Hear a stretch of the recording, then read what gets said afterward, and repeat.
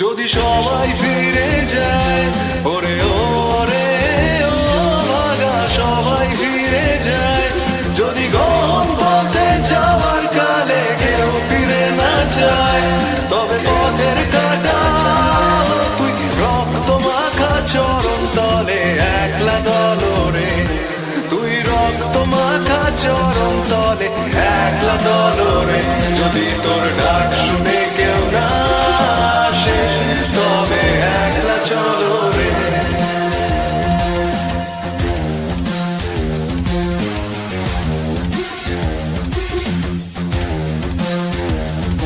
যদি আলো না ধরে, ওরে ওরে ও ভাগা আলো না ধরে, যদি ঝড় বাদলে আধার রাতে দুয়ার দেয় ঘরে, তবে বজ্রানলে আপন বুকের পাঁজর জ্বালিয়ে নিয়ে একলা জলরে, আপন বুকের পাঁজর জ্বালিয়ে নিয়ে একলা জলরে, যদি তোর ডাক শুনে কেউ না আসে তবে একলা চলো রে।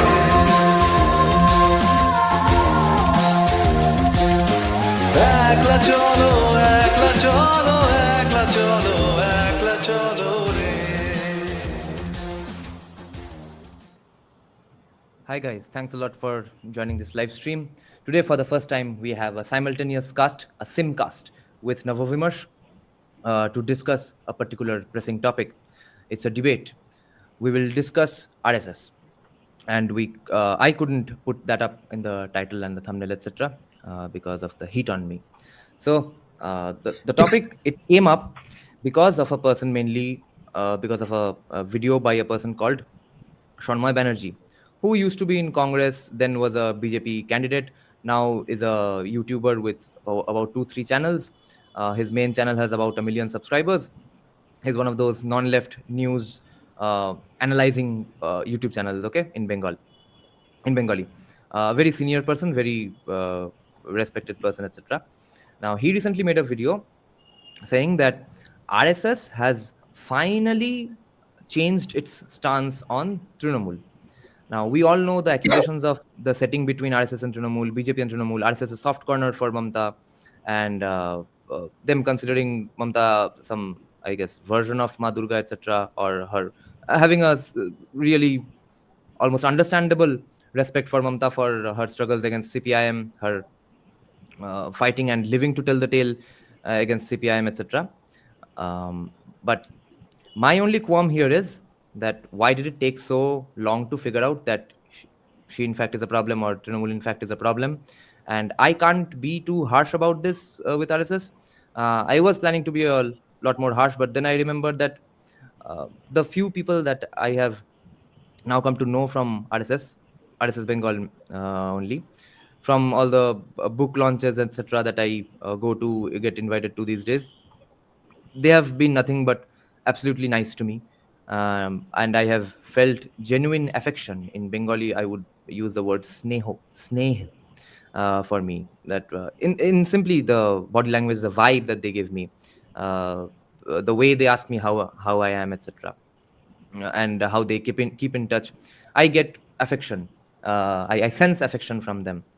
But this particular issue, I think, is quite unforgivable.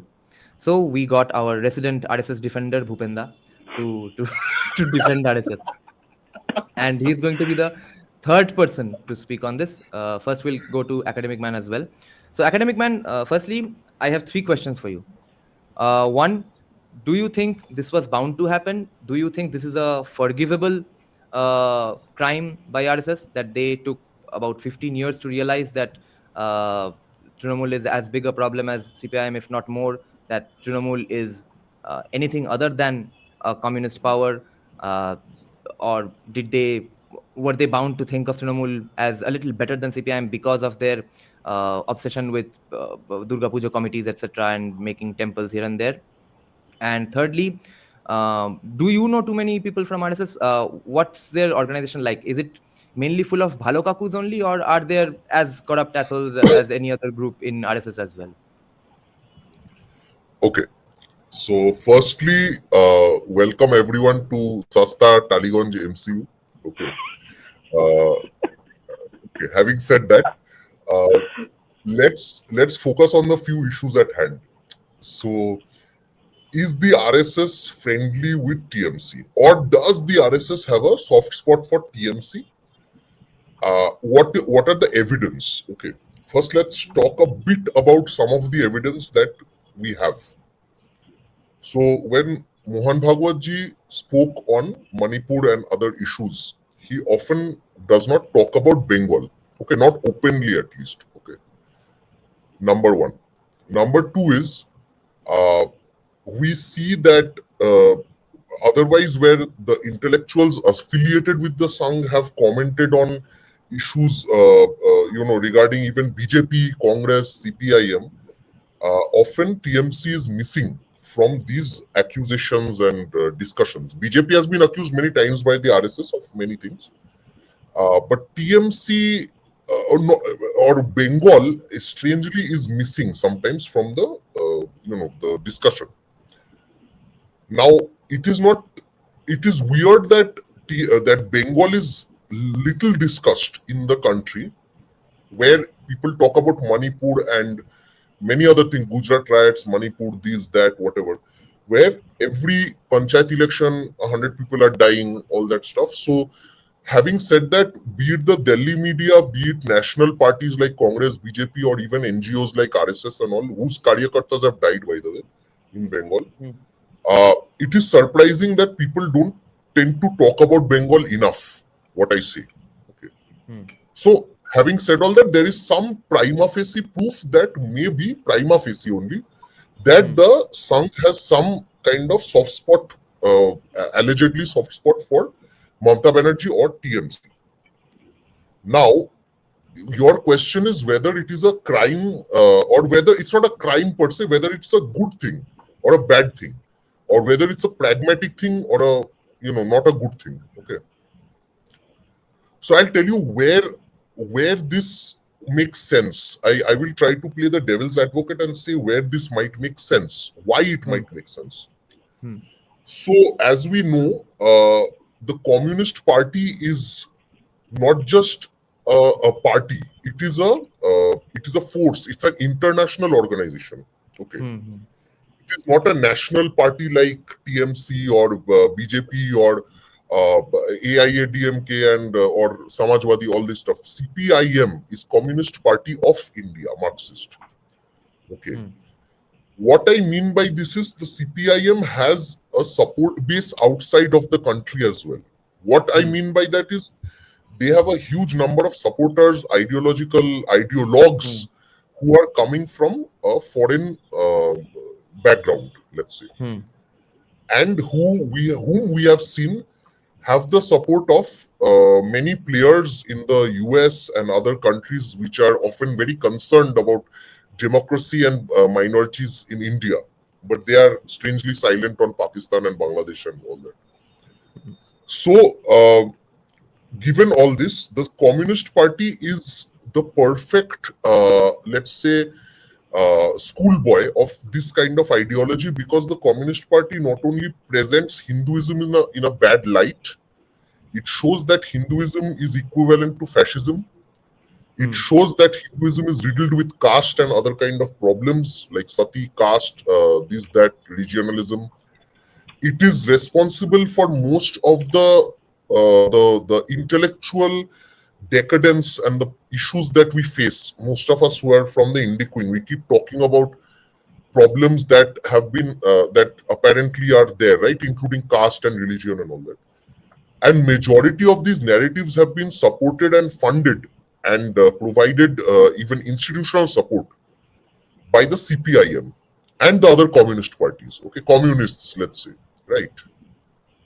So given that, it is reasonable to assume that the CPIM or the communists in the country are a much bigger threat to India's Indic wing than any regional party, no matter how bad it is. Okay. Because it is a much more like difficult to defeat evil. Okay. If I am to call it evil. would you rather have a kind of an enemy who is half your size and can be easily defeated with one kick, or would you rather have a 200-foot giant coming at you? It's that question basically. Now, having said that, the CPIM also does something that these regional parties cannot do. The CPIM's leadership is not just Brahmin, the mostly overwhelmingly Brahmin. The CPIM's leadership is full of Bhalokaku type people and very respectable people who do the most heinous activities, and they get away with it because they look like good people. Okay. That is what works for the CPIM and goes against most regional parties and Congress and all this. Okay. And what happens as a result is the what is more apparent in the case of the regional and other kind of Congressy parties and stuff. These are not so apparent for the CPIM. So you if you look at any Congressy government, which is like Lalu's government, Mamta's government, any or Akhilesh and all these people, right? You will see that there are allegations of corruption, there are allegations of criminal activities, organized crime, and all this stuff. But for the Communist Party, it is very difficult to point out such associations with the party itself. Not just that, there is the case of the electoral bonds. All political parties in India, except the Communist parties, have received electoral bonds. Okay, which means that they claim to be the only honest political party in the history of India.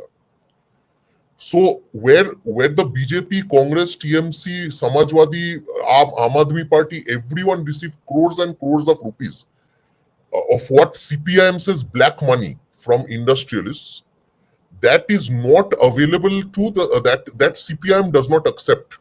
CPIM's accounts are very well maintained. They are public. They are not susceptible to corruption per se.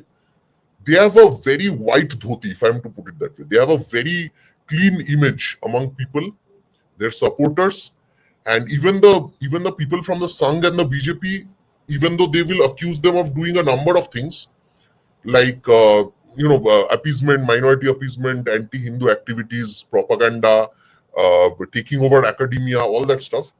The one thing they typically cannot accuse the Communist Party is of corruption and stealing public funds and Gundaism and all that. Typically, CPIM keeps this under wraps in a very significant way.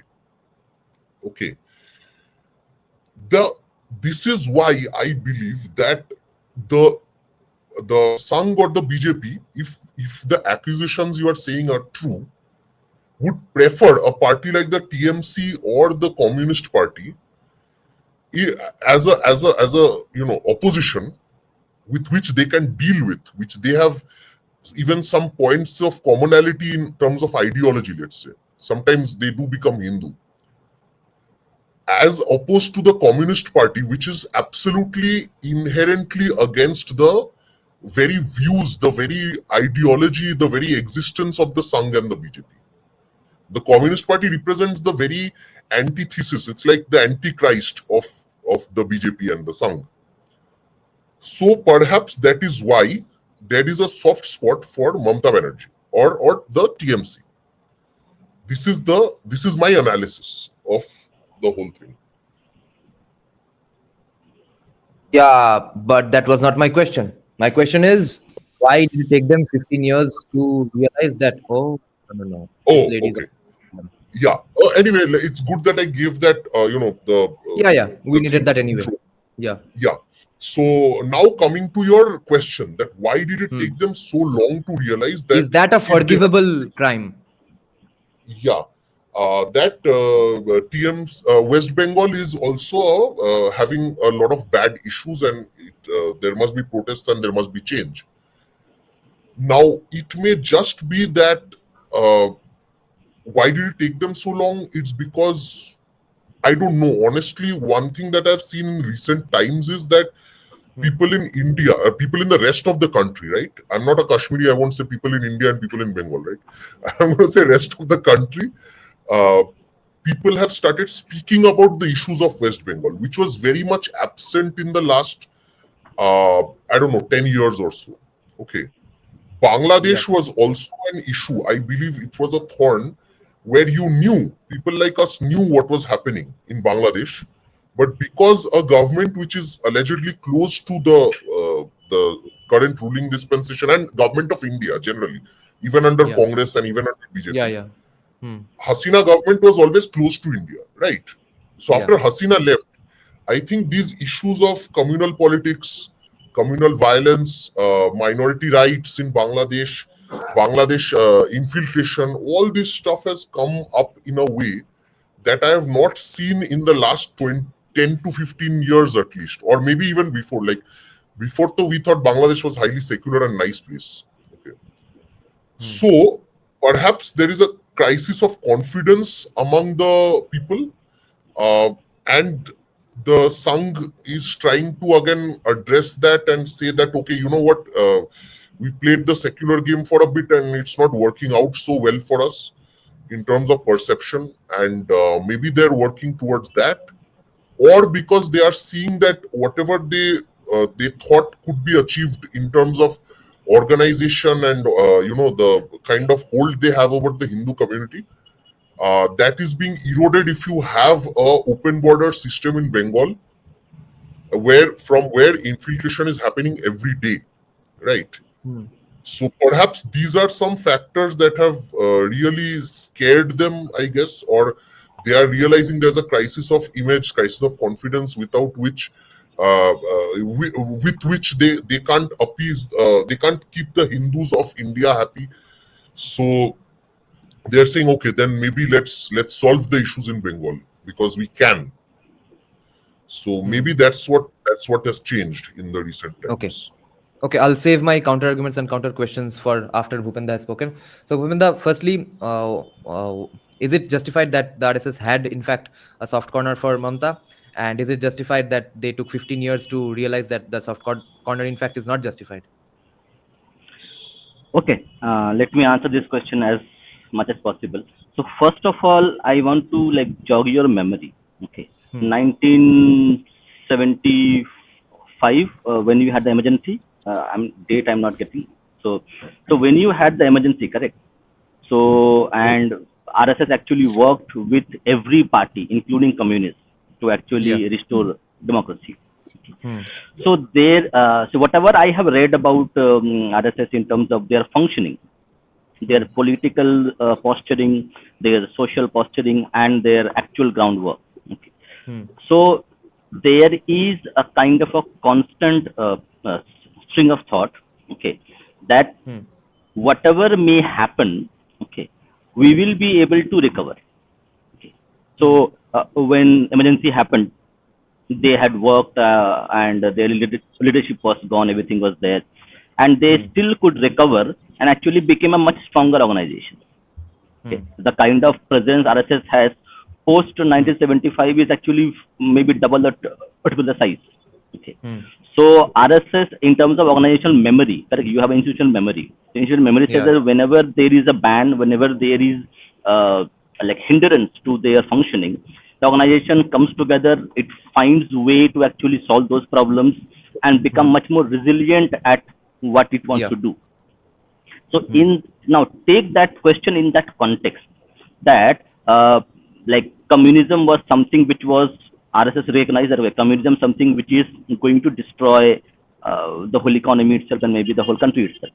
Okay, Hmm. so RSS may have, I don't know, may have like created a kind of a bond or worked with TMC or even Congress to actually remove CPM.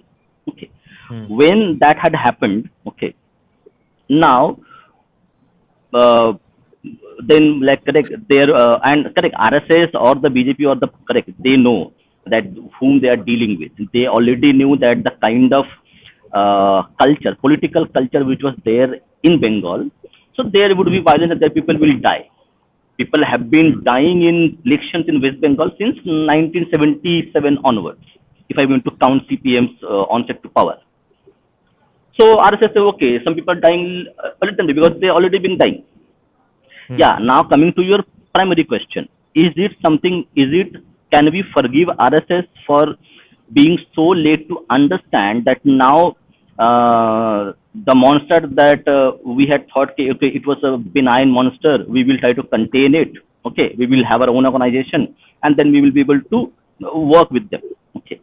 Is it now the benign monster has become too big, so that it is now threatening the demography of Bihar, Jharkhand, UP, and even other states where through illegal immigration? So 50% is that, first of all, I would say that, okay, RSS has made a very big blunder in terms of misjudging the way they have handled West Bengal, specifically 2021. When 2019 BJP had a landslide, okay, that was a very important 5-year period between 2019 elections and 24, where they could have actually pushed the envelope much more harder and created a base for them by changing the specific policy in the upper echelons, including Rajnath Singh and other people, okay, who are like RSS stalwarts, and they control a lot of policies in terms of central policy of BJP, how they are going to work with Congress and other parties. So, in my opinion, yes, they have made a very, I would say, not irrecoverable, but a very damaging blunder, and it will take time for them to actually rectify it. Finally, they have, and I think we need, there is always a silver lining in, I would say, bad things happening. So 5th August 2024 is something which has woken up RSS, that the monster that they were thinking, it doesn't exist. Yes, so Now, it is a blunder. Yeah, go ahead. Yeah, it is a blunder, and they have done a very bad miscalculation. What was the key reason for even entertaining this thought at all, that that TMC is a little less dangerous than CPIM? What was the basis for that? If AcademicMan, you want to answer it after Bhupenda, feel free. Okay, Bhupenda, you take it first. go ahead. Maybe I can after that I can check. Yeah, so there is no exact answer to this, because correct, we don't know how the upper echelons of leadership within RSS or within BJP like deal with political parties. Okay, we know for a fact that they do talk, okay, in multiple forums. Yeah. Okay. Yeah. But how they, I think it is a kind of, again, the trade-off kind of thing. Correct, what Thomas Sowell has mentioned, that your bigger enemy is CPM. Okay, so let's now make friends with TMC. Okay, remove them, and let's give TMC passes.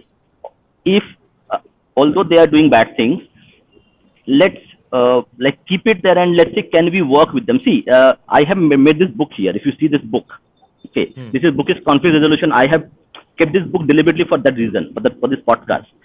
See, this mentions the way they have resolved issues in Kashmir, Northeast, all those things. Correct. So there is a peculiar way, the way RSS deals with conflicts. So this book has documented this. So the way generally we perceive, okay, political parties or political organizations deal with political matters in terms of ideology and other things, RSS has its own way of dealing with those conflicts. So in that way, they are not going to be conventional. The way they have dealt with TMC, it's not going to be conventional argument that I and you would have. Okay, they have done bad things. After 2016, correct, the things went out of hand. Okay, so for 5 years it was okay. Even you mentioned, correct, the good roads that were there, correct. So after 2016, it went out of hand, and as an organization, we know that RSS will not change its policy in 1 or 2 years. It takes them at least 3-4 years to actually get the ground support. And yes, 5th August incident actually played a very important role to catalyze that change. That's it from my end. Okay. This is why people don't tune into our shows enough. We are not shouting at each other. Okay, we're not banging our fists and shouting at each other. We have to make it Republic TV. So Yeah. anyway, so the point I think Bhupen has made, and you as well. I can't disagree with either one. Why did it take them so long? Like he says that Bhupen has said that I don't think they were delusional about how great a person the CM is, or how what are the prospects of this kind of political party, right? I don't think they were delusional. I just think that what he said, that they like to work with the existing power source, right? It's also similar in that sense to somewhat what Ramakrishna Mission also does. Ramakrishna Mission, although, is much more subdued compared to RSS. The RSS is much more. The RSS's thing is that okay, I will open my Saraswati Shishu Mandir. I will open my the tribal area का जो है वो सब system हम खोलेंगे. The state government will allow this. शाखा खोलेंगे, ये करेंगे. Okay, then we are fine with it. We won't then intervene much. Maybe politically, yes, there might be some BJP might do stuff. वो अलग बात है. That is the typical. That is the facade of what happens. Okay. Because I've heard that, and I've seen with my little acquaintance with some people that, for example, they did work with Aam Aadmi Party on the college school stuff in Delhi. Okay. That thing was Vidya Bharati and all. They were trying to change the syllabus, and you can't, education is a state subject, so sometimes you have to basically do that. You have to deal with the state government, tell them, हाँ ठीक है, बहुत हो गया communism, अभी हमारा चलेगा. But as a result, it's kind of, see, it's always been trade-offs, right? That's the biggest problem here. You can strike a deal with the devil, but the problem is he's the devil, and I think that is what is catching up. Like, this is the problem with a fundamentally fascist force, not just TMC, any kind of force that is fascist in its nature, where we see two approaches. So in the World War II, when Hitler was taking over land after land, there were the Neville Chamberlain was the Prime Minister of England, of Britain, and he said that okay, Hitler can take Austria because it's just Germans. Okay, and he said, oh, Hitler can take over this and that, Czechoslovakia, and okay, he's a fine chap. He'll just whatever.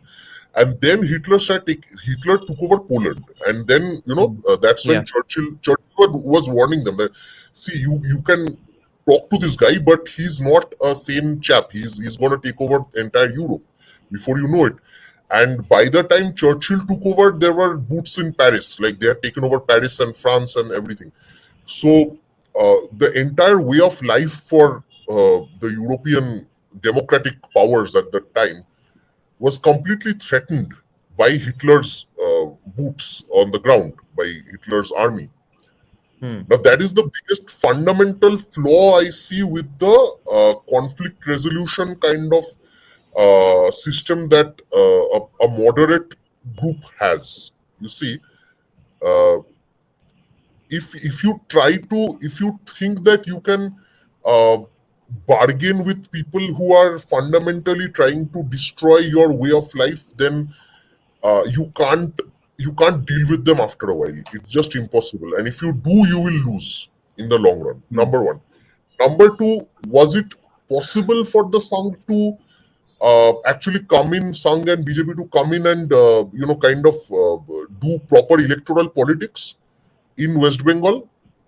I don't think so. That's where West Bengal is always going to be different from the rest of India, right? And that's why, like the title of Nava Vimarsh's video says, that Bengal is not Gujarat. You can do electoral campaigning and stuff, but it doesn't help. The demography is not on your side. The politics, the institutions, the officers, nobody's on your side. The police, nobody cares about democracy here. Yeah.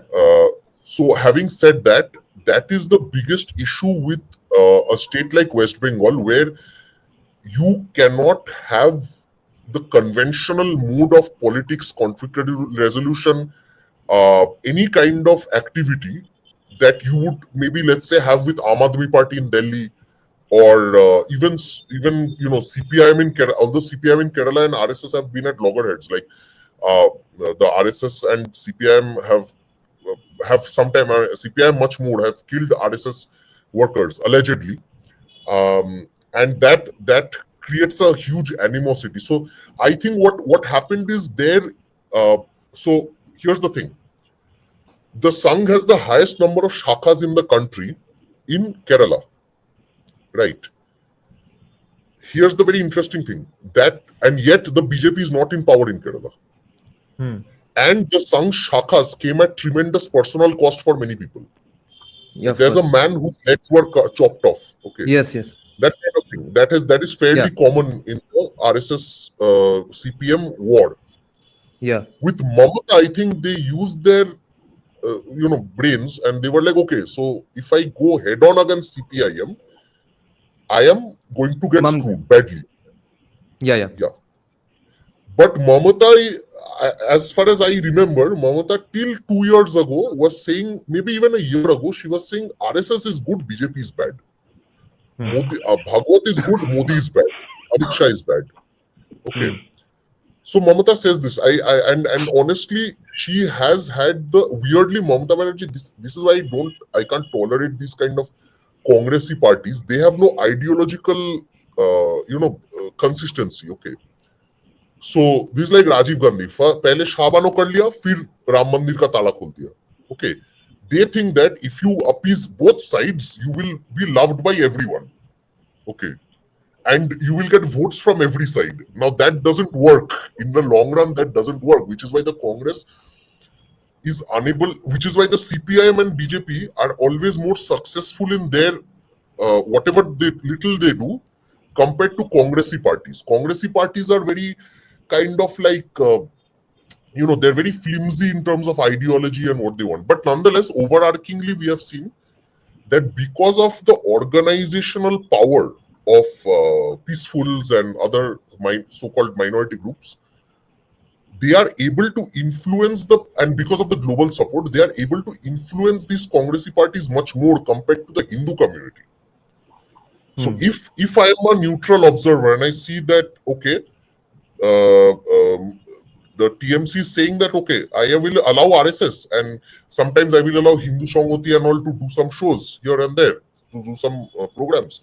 And I will also have deals with Jamati Islami Hind, and I will also have Motua Mahasangho, and I will always also have this, that, whatever. So यहाँ से 2%, यहाँ से 10%, यहाँ से 15% ले लेंगे vote और फिर power में आ जाएंगे. Typically what happens, because of the lack of organizational power among Hindus, we are unable to do what other minority groups are able to achieve. They are much more organized, they are much more vocal, they are much more powerful than us, right? So what happens is, if we equate them in a like a daripalla, if we put them on a balancing scale, we will always lose out, because we are basically moderates. As a community, we are moderates. Okay, unlike other communities. So our vocal minority is not good enough. That's the whole problem, and their entire community is a vocal minority. That's the other problem. On top of that, international support and all that. So I think that whatever the lessons were from Kerala CPIM and all that stuff, they took that and took this to be lesser evil. The same logic that the CPM used to say no vote to BJP, because BJP is the lesser evil compared to TMC. That's what the CPIM said in 2021. The RSS had used the same logic to perhaps support this kind of other party compared to the CPIM. But I think that ultimately what happens is that there was I think that they misinterpreted what that meant. I don't know if they were just, good people, so they misinterpreted, or they honestly think that, I don't know, whether they care about West Bengal. I don't know. I can't. I have had many negative thoughts myself about this. I'm been a critic for the longest time, but I still give them a bit of the benefit of the doubt and say, okay, maybe they just didn't understand. They are like Neville Chamberlain. They did not understand what Hitler is, and that that is creating the issues right now. That is creating problems right now. No, Neville Chamberlain was one person. An entire organization not understanding a problem and one person not understanding a problem are different things, of different magnitudes even.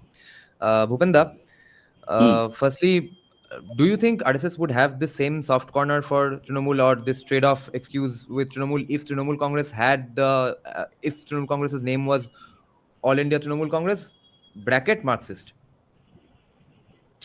Would they still have those understandings?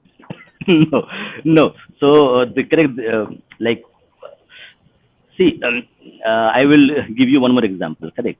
So I think when you were reading the book, by Savarkar, correct, and by Chanki Bakle, correct. You mentioned that, correct.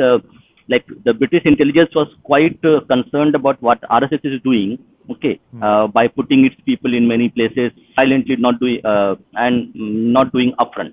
Correct. So they were much more concerned about RSS and Hindu Mahasabha rather than any other organization which are doing it upfront. Okay. In that same way, correct. So once RSS, see, after 1971 specifically, 71 when the Marxists took over the academia and whatever damage they have done, correct. So once that was identified, because again you need to go back. The first RSS Shakha, which was created by Hedgewar, one of the persons who actually was the first member of that Shakha, he later became a Marxist. Okay. So RSS would not have any like qualms in dealing with anybody. Correct. They will deal with the devil if required, and they are doing it. Okay. Like in 71, 75, they dealt and worked with Marxists. Okay. On to for that to be restored. Yeah, emergency 75. So in that way, once TMC was labeled as Marxist, then RSS would not deal with them the way they have dealt with them, because they are perceived as anti-Marxist, anti-communist forces. And then now one more data. Yeah. As mentioned by AcademicMan, that RSS has the largest amount of shakhas in Kerala, and Kerala is a communist bastion.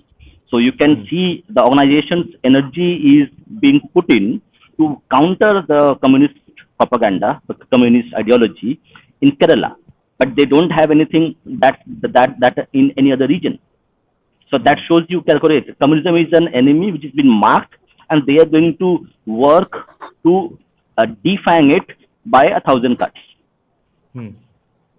Then, so the only reason they didn't consider TMC that big of an enemy, because they did not put the word Marxist in it, and TMC did not do it because they are too uneducated to know that they are Marxist, of course. But is RSS also that uneducated to realize that TMC is not TMC is in fact Marxist? Yes. See, again, there is a podcast by NEERAJAN where he did a podcast with Pankaj Saxena. Okay, where they were talking about 100 years of RSS, its achievements, and whether how much mistakes they have made, what kind of errors they have made, errors of judgment. Okay, in that podcast, Pankaj Saxena says, and NEERAJAN and Pankaj Saxena have closely worked with RSS to actually train their own cadres. Okay, so NEERAJAN and Pankaj Saxena have worked with the higher leadership of RSS to actually fine-tune and tell them, this is where you are making a mistake, fix it. If you want, we will help you to do that. Okay. In that way, so I'll give an example of the podcast to actually reinforce your point of view. Yeah. One of the RSS Pacharaks, or maybe the middle leadership. Okay, the person was going to Ajmer Dargah to do a chadar. Okay.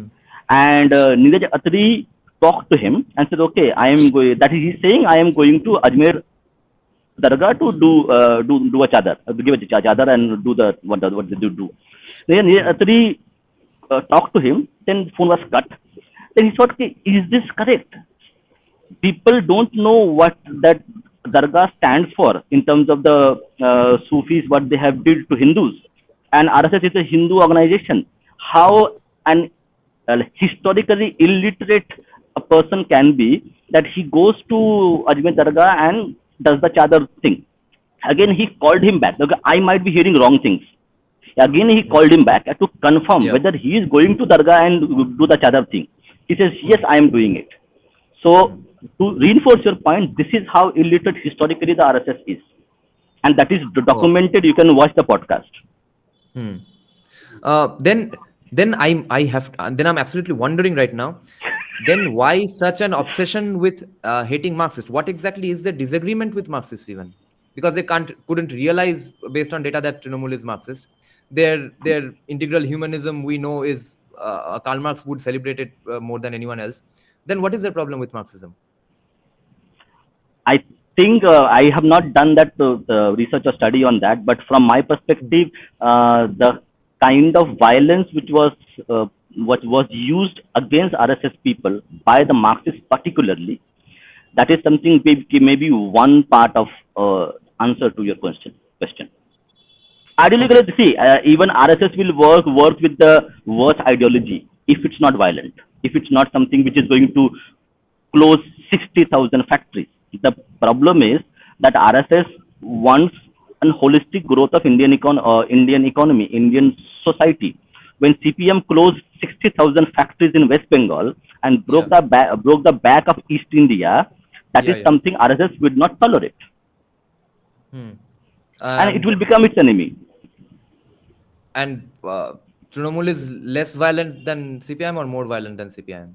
No, that is trade-off. Well, correct. Again, because you had CPM which was ruled for 34 years and the kind of damage they have done, and to give some amount of credit, like some amount of leeway to the Sangh and other organizations, for the first 5 years it wasn't that bad. So it was, I think, a very good deception game was played by Mamta as well in that context. Yeah. Okay. Now my main question that I've been meaning to get to, which is my main grudge with RSS at this point, on just this one topic at least, is that did they get fooled by Trinamool because of every Trinamool leader's obsession with Durga Puja and Kali Puja in their local neighborhoods, no matter how big of a money laundering racket that is? Did they get fooled because of that? Because CPIM did not No. obsess over Durga Puja, No, Kali Puja? no. RSS has a good intelligence network of local people, and believe me, you might be like talking to a person who is, you know him for 30 years, okay, and that person might be an RSS worker, and you never known of in 30 years. So no, that would not be the case. They know what TMC has done post 2016. Remember that year. Okay. No, on this one I would have to disagree with you vehemently, because the people from Trinamool who I'm accusing of fooling RSS by doing a lot of Durga Puja, Kali Puja, etc. A lot of those people were long-time Congress MLAs and MPs as well, and even back then they were obsessed with local Durga Puja, Kali Puja, and even back then they were money laundering scams anyway. So RSS should have known those leaders specifically from 30 years before Trinamool came to power. Yeah, that can be the case. That in that case you might be right as well. Okay, but see the thing is, like if RSS had a presence in East India, okay, even not in West Bengal, but in Assam and other regions, they had a presence. So they already would have known, correct, that Durga Puja is a kind of a tolabaji. We all know how Durga Puja operates. Okay, it's a kind of a yearly hafta, you can say, to businesses and people. Okay, so that is already known. So I do not think that just these Congress people become TMC people and they were doing dharmic things for all these things. So RSS would not know the kind of malaise, moral degeneracy which has happened in West Bengal. I don't think that illiterate that would be. There would be some other political reasons for this, but not this reason. Okay. That they are dharmic and they are doing it. Okay. Then that's a fair. Even I am of the same view that it's not that they didn't know. It's that they did not. You see, there are a few things that we haven't spoken about. Number one is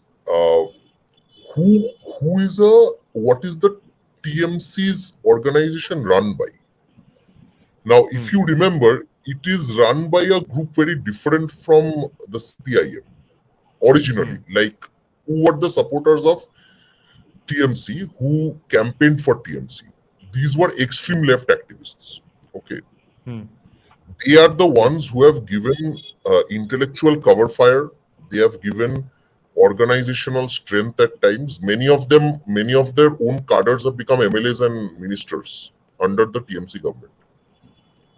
Now, this extreme left category, that is interestingly, I am not saying that they are the RSS is unaware of this and does not still challenge them.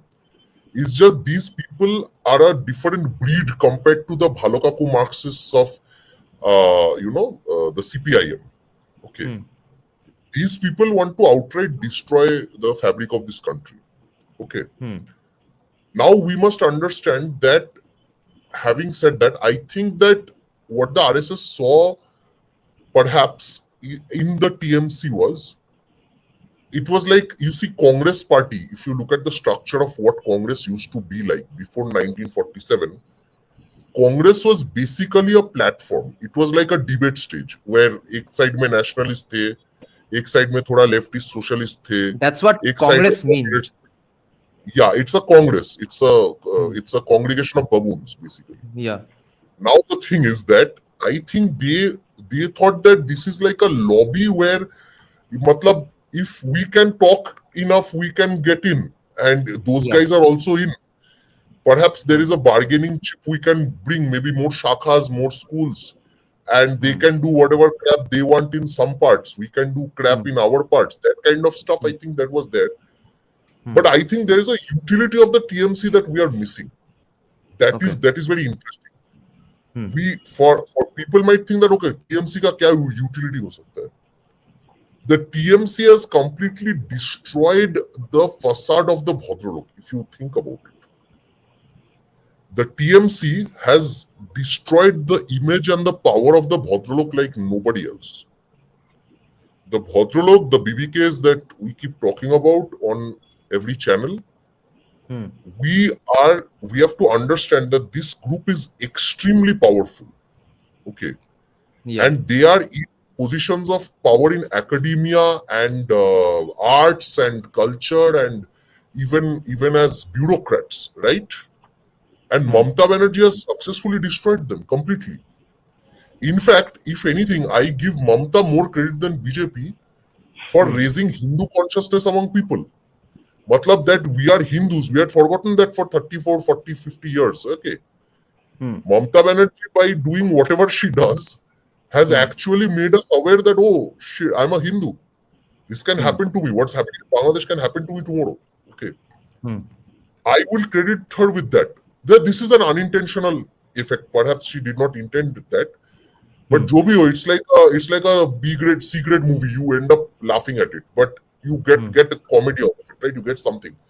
So it's like that. It's like I think that Mamata Banerjee has really helped the cause of the BJP and RSS because their primary, opponents were not the TMC or the CPIM. Their primary opponents were the dominant and powerful Bhadralok caste of Bengal. Okay. That I think Mamata has completely put a final coffin in their nail in their coffin. Okay. And now, I think that's go on. Utility of Mamata.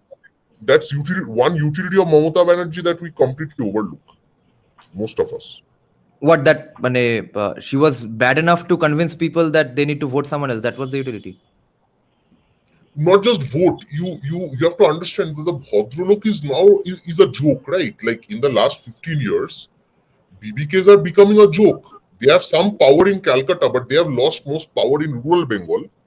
And not just that, there is a growing discontent against these, the BBKs in different parts of the country as well, right? This, I think, Mamata, I'm not saying that I mean, the RSS saw this and they were like, she's a great person. I don't think they thought this. But I think they were like, when you remember that dialogue from Godzilla, where he said, let them fight, right? And they were just sitting and watching when Godzilla and King Kong were fighting. So I think that this was something like that. Like I think that they allowed the Bengali intelligentsia to implode, thanks to Mamata Banerjee. Okay. Yeah, go on. Yeah. No, that's is one utility I can see from this. Like one positive I can see from this. Okay. See, I don't think Mamta had anything to do with the BBKs losing their wings and fangs. I think it happened for two different reasons. One is there's just not enough BBKs left in West Bengal. And secondly, BBKs lost their relevance because they kept defending Trinamool. If instead of Trinamool, BJP, RSS, whoever came to power and did the exact same shenanigans, and then BBKs kept defending them, BBKs would lose that power anyway. So it's not like Mamta specifically did it, because I believe Alapan Bandyopadhyay is still more powerful than Mamta Banerjee. And it's Bandyopadhyay again. And he runs the state. So I see no utility here. But again, my question to both of you right now would be, would an experienced RSS man from Bengal today, would he consider the devout Hindus of Trinamool Hindus? Like I was saying last day, all my attackers were devout Hindus. Every day I pass by my attackers' homes, I hear chants of Jai Ma Kali. One of my attackers has a beautiful Ma Kali temple inside their home. One of them is chanting Hare Krishna all day. Arup Bishwas has made, I think, crores of donations to Tripura Sundari Mandir in Goria. Are they Hindus according to RSS? Okay, so yes. Okay, so first of all, you need to differentiate between the lower level RSS Karyakarta and the middle or the higher leadership. Yeah. So as I mentioned, I gave you that example. The historical intelligence or the kind of things they know about historically about Hinduism itself. Okay, and much more less about the other faith. Okay. So in that context, if it's by training. See, RSS is a status quo force, as mentioned in the chat itself by one of the people who commented. RSS is not going to do anything radical. See, they did not, like in 1975 they did not do anything. Correct. They were actually feeding people, like feeding the family of people who were jailed by the Indira Gandhi. Correct. Like 75 was one of the occasions where they could have actually become much more aggressive in their opposition to the state, and they did not do it. They were doing dharna and satyagraha, doing protest. So now that gives you the bent of mind which RSS has. It is not going to do anything radical. Okay, and that training goes starts from the very early part of when you go and join Sangh. Shakha, that you are going to be the force of you are going to be a constructive force rather than a destructive force. So in that context, if a few TMC people would go and show themselves as a devout Hindus, that guy will be say, okay, very good, I will help you, I will come and help you and do something else. In that case, they will think what kind of politics that guy is doing apart from doing puja. I don't think that guy will have any idea on that. And he will not actually even look at it. The training is like that you are going to play the positive, you are going to be the net positive. Okay. Even if you are dealing with the devil, okay, you need to see what good can come out of that devil itself. That's how the psychology is there. Would it be fair to say that it's not in fact a positive at all in any way, because the only reason that hypothetical RSS man is considering him to do at least that part to be okay, because he is spending that money or laundering that money through a Hindu religious event. Instead, if he did the same action with the same amount of money, laundered the same amount of money, and built a animal hospital or a rehearsal pad for a band, then he would not get that cooperation with the RSS. So just because it's a temple, RSS has that extra, therefore respect for him, right? No, no, no, no, no, no. I'll tell you. See, if that No. person had spent some money, set up a madrasa where they are teaching science, mathematics, computers, that guy still will be helping him. See, that net positive force. If that guy would have sponsored some Muslim kids to go and learn English and learn modern education, that guy still will be helping him. Okay. It's not about Hindu and Hindu. Someone called Nirdhan admin has joined. Okay, Is he also? he's mine, but yeah, he will not join. He will not join. Okay, I'm not supposed to add him to the stage. No, no, no, no, no, no, don't add it. Oh, okay, okay. This is the Okay. deep state. Don't add him in the front. This is Bhupenda's own deep state. This is Bhupen's. Yeah. So, okay, let me take you to 3025 AD. And right-wingers of 3025 AD are discussing how we have moved away from dharma, because by then we will be technologically pretty advanced. And they are sitting back and having a juicy conversation about how everyone was so dharmic back in 2024, 2025 AD, and discussing that, see, back then, India was so dharmic that even in such a relatively more controversial and non-dharmic state like West Bengal, what did the people, the leaders, the kings fight over? Who can build the biggest Hindu temples and pandals? And you see, therefore, we have moved away from dharma so much. Back then, people were so dharmic. How much does building temples and sponsoring Durga Puja and Kali Puja absolve people of being fucking assholes?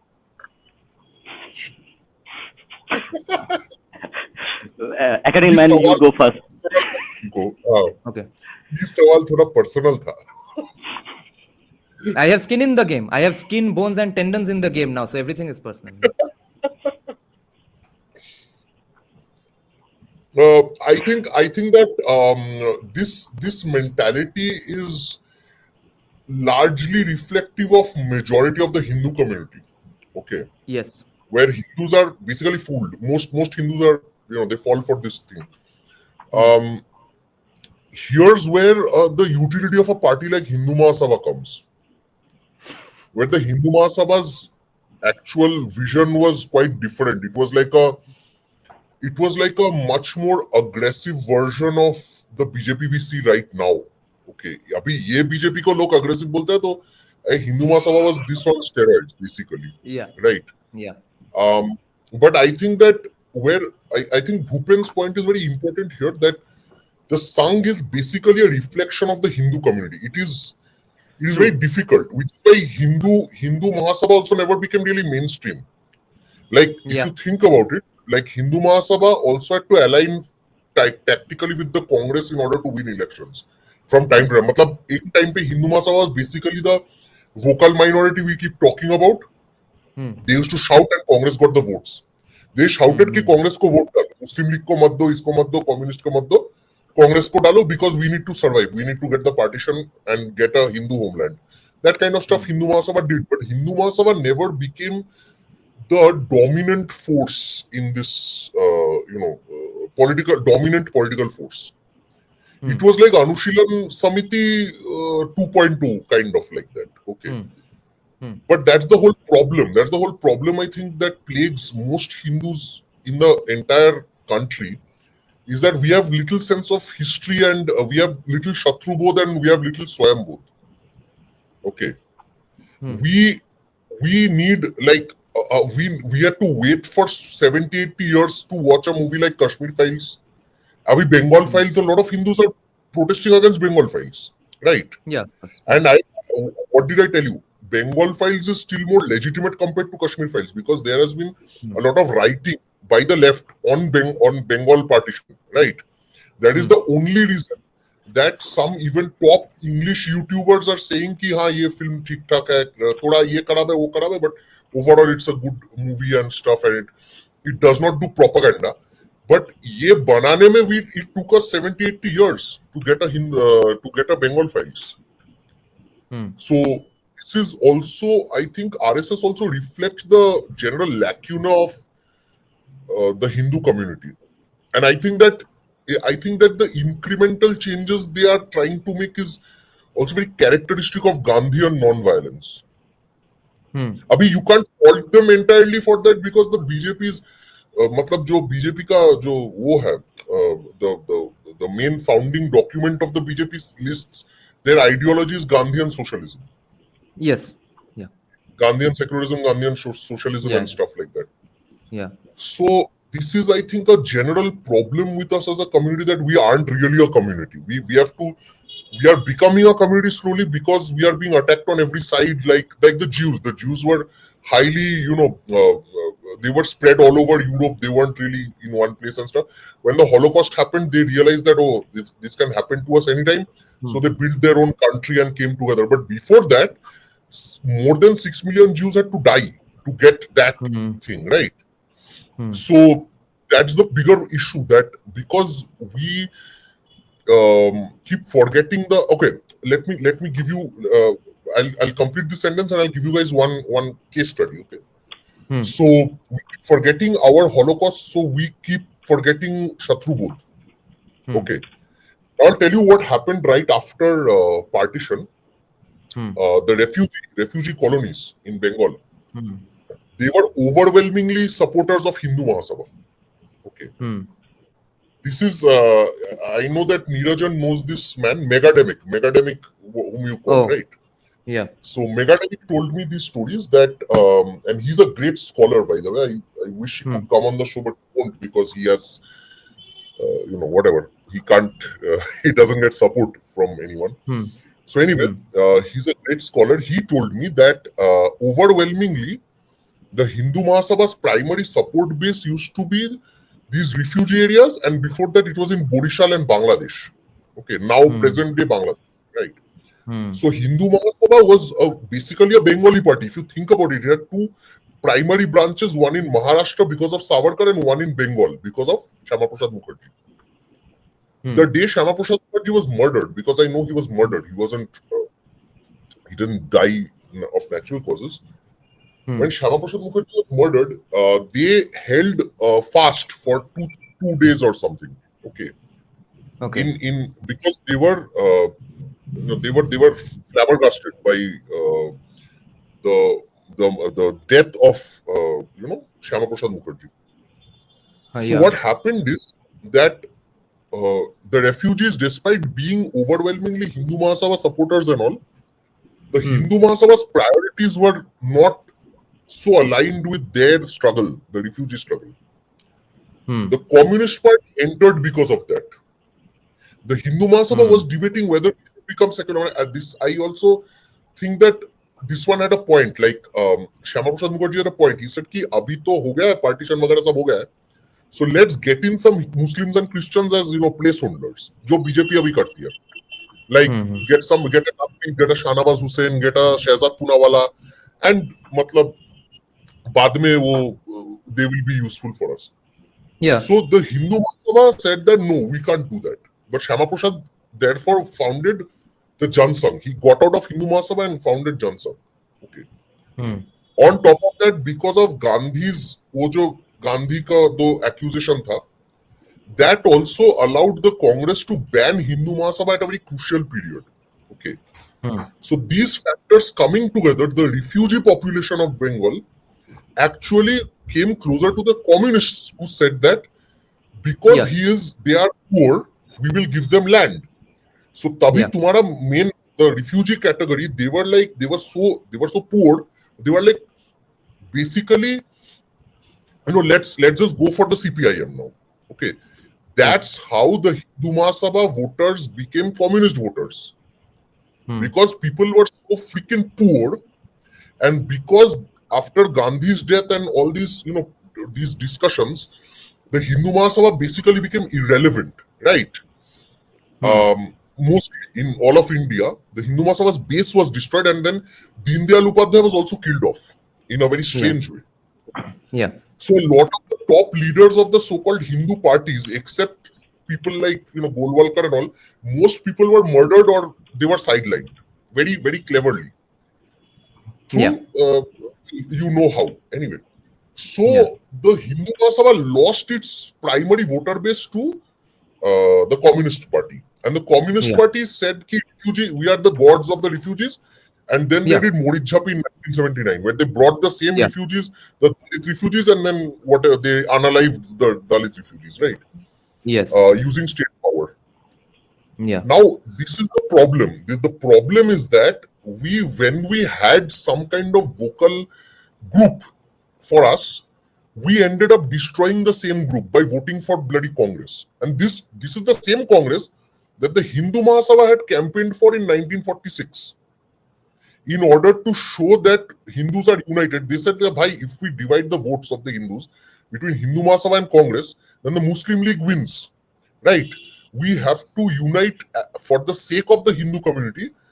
And then they told the Hindu voters, the people who were on their side due to, Calcutta killings and all, they said that, bhai, tu abhi Congress ko vote dal. Now is the time for breaking Bengal into two and getting Hindus a homeland, right? So Hindu Mahasabha is the ultimate. There is this story of the Dodichi Muni, right? Dodichi Muni is the Muni who sacrificed himself so that Indra's lightning could be created and he could destroy the Asura who was plaguing them. So Hindu Mahasabha has been that. But the problem is that we did not reward them for their sacrifices. We forgot them completely as a group, as a community. And this is the problem with us as a community as well, I think. And RSS is the representation of that problem that plagues us. Bhupenda, I'll come to you with another question on RSS again, because you are our resident RSS defender. But I will just take one small digression because AcademicMan pointed out something interesting. I'll just take one small digression. I have a question for you, AcademicMan. Then there are countless Bengali right-wing Twitter handles and stuff these days who have made an enemy out of Bangals for some reason. Not for some reason, it's because they have been CPIM voters for all these decades. So again, clarify and harp on this point once more. Why it's not a justified criticism of the Bangals. The dirt fucking poor Bangals who lost their homes, whatever they had. I'm not talking about the Jamidar Bhitemati Bangals. They were supposed to analyze political science more and vote for the parties that are beneficial today, you see. And my second question is, you are saying that the Hindu Mahasabha voters turned into CPIM, and we know Pramod Das Gupta's contributions to this as well. At this very juncture, where was RSS? The RSS was, RSS was also banned for a few years at that time. Like I'm talking about the right after, Gandhi's assassination for 840. Right. So RSS, Hindu Mahasabha, all of these were banned and they were like really disbanded and they basically that's the problem. They have PTSD right now. Like if today you have a bit of PTSD because whatever. So the same thing that they also have a lot of PTSD from the time that they were screwed badly. Okay. So they think that acha bhai chota incremental reform karke bachenge. And this is the problem. Like if you have so much PTSD of getting banned and killed and this and that, and then you suddenly get power in 2014, then you kind of, I don't know whether they've been able to come out of it yet. Okay. Now, no, actually, Sitaram Goel's criticism of the RSS and especially Atal Bihari Vajpayee was the exact same thing, that this guy, windbag is going on screwing with my career, but I guess he has PTSD of getting banned, so he wants to cozy up with Nehru and stuff. Yeah. It's also, you gotta also see where the trade-offs. We love Thomas Sowell, so it's a trade-off. Like you have to come to power. You have to No. If you have to come to power, you have to live. You have to be alive. If you get killed like Deendayal Upadhyay, if you get put in jail like Savarkar, what's even the point? Yeah. Today we are admiring Savarkar, and that too, Hindus are such a community. I was going to abuse. I'm sorry, I can't abuse. एक सावरकर के ऊपर film hit नहीं करवा पाए. ठीक है. Forget if Modi didn't want it. वो अलग बात है. Okay. Modi is a politician. I can forgive that aspect. I can't actually, but still, I'll have to force myself to do it. But Hindus could bloody give a 50 crore fund to this guy, Randeep Hooda, for a Savarkar movie. Guy who spent his entire life fighting for the rights of Hindus, right? So, having said that, that is the problem. Like, you have to be a Atal Bihari Vajpayee to be able to come to power. You have to be a Congressee in the BJP to come to power, essentially. Yeah. And once that's why if Atal taught us to walk, then Modi taught us to run. It's kind of like that. Like, I stage nahi tha. Having said all this, here I'll answer your other question, like the Bangal question. Yeah. It's that your community, despite having a great number of Hindu leaders as well, Hindutva leaders, many of who died during the partition, the problem with the Bangal community has been the people like Jyoti Basu, who voted for partition, okay, Yeah. who sat with Shyama Prasad Mukherjee and said that Hindu homeland chai, and he voted for partition, and then he writes in Jotodur Mone Pore, his biography, that we never voted for partition. Okay. Yeah.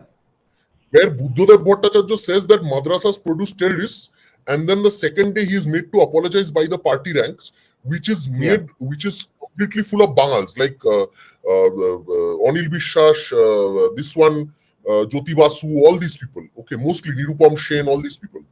Right? So so what happens is the vocal minority that's again determining the fate of a large group of people. And this vocal minority is a bloody hypocritical minority. They say they love refugees and they kill refugees. They say Ratanlal Brahman and Jyoti Basu vote for partition, and then they come out and say, "Oh, we didn't care about partition. That's Shyama Prasad Mukherjee did it." Right?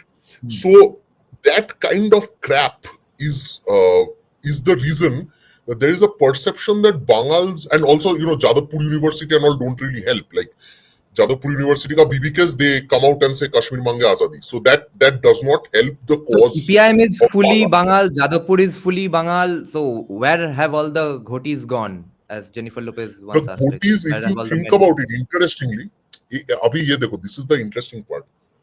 The ghotis, the bigger caste, I'm not talking about the Dalits. Okay, the Dalits who came from that side and this side, they were marginalized either way. Okay. So Navashudros, they were just too busy just trying to get food. They weren't that powerful. The Rajbongshis who did stay here in North Bengal has been perpetually ignored by every party. So even they are basically poorer compared to the rest of the people. If you look at the other major caste groups in Bengal, the Mahishos and all, they are essentially non-political. The Mahishos' last producer leader, I think Biren Shashwal or somebody, they did not have big leaders, right? So Ghoti people have been even Mamata Banerjee is the Bangal. If you think about it, most top leadership of West Bengal has been Bangals in the last. Why is that happening? Years. Sociologically speaking, vocal minority, vocal minority. They can shout their lungs out because they didn't have. You see what happens. The Ghotis were essentially mostly, if they were powerful, they were absentee landlords, or they were basically like they were doing business, or they were doing feudalism, like they were sitting around waiting for rice to grow and whatnot. So this kind of activity made them politically irrelevant. Whereas if you look at people like there are some Ghoti leaders in the CPIM as well, very notable people. But the CPIM in itself was a very vocal minority always. Whereas after the death of Bidhan Chandra Rai, if you look at the way the party was, Bidhan Chandra Rai was the last great, I think Siddhartha Shankar Rai was the last great Ghoti leader, if you can think of it that way. Now look at the characteristic of Siddhartha Shankar Rai and this one, Bidhan Chandra Rai. Siddhartha Shankar Rai was a barrister. Bidhan Chandra Rai was a doctor by profession. None of them were full-time politicians. Jyoti Babu is a full-time politician. Okay. Nirupam Sen, full-time politician. Anil Bishwash, full-time politician. Hare Krishna Kunar, full-time politician. So the Communist Party actually, if you look at Weber's thing between politics as a vocation and politics as a calling, essentially. Yeah. So what happens is Weber is saying that there are two types of people who earn from politics. You can be, let's say you are a teacher, but you are contesting a Lok Sabha election, like Dev. Dev is an actor, he is contesting a Lok Sabha election. He's earning from politics. But Amit Shah is a full-time politician. Mamata Banerjee is a full-time politician. Yes, Shubhendu Adhikari is a full-time politician. Right? So a full-time politician will have more skin in the game than a doctor or a lawyer or a businessman or a this or a that. So that's the other issue. Like, I believe they want the activists that the CPIM had. The CPIM's activists are full-timers. They are whole-timers. They even take a dump in the morning, even then they're thinking about how to do class struggle and all that stuff, right? So that is the difference between part-timers and full-timers. You have to see it also from the organizational aspect. So in that sense. So Ghoti incompetency is not supposed to be criticized. Bangal competency in ushering in communism is the main problem then.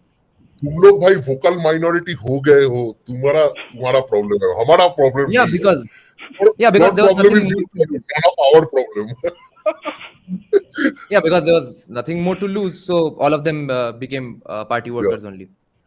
They didn't have absentee, they didn't have landlord, so therefore they had to be just party workers. Okay, let's get back to the topic then.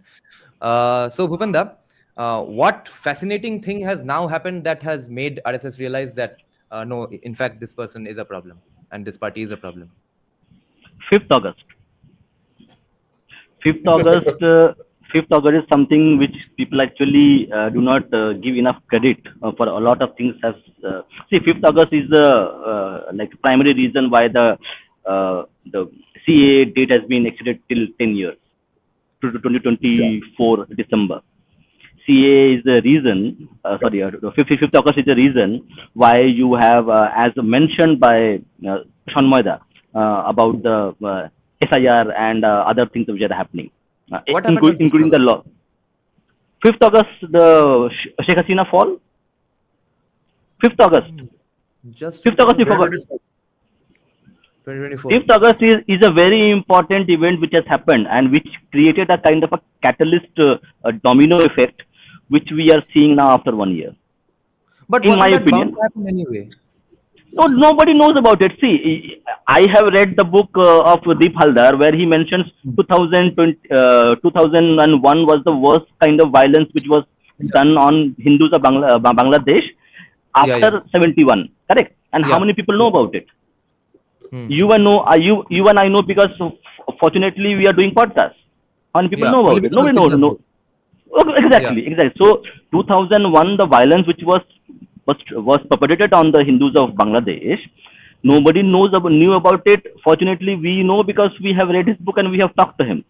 So same way, whatever was happening in Bangladesh, and because at strategic level there was a kind of a back and forth going on between Sheikh Hasina and Modi government. Okay, in terms of other geopolitics. Okay. Yeah.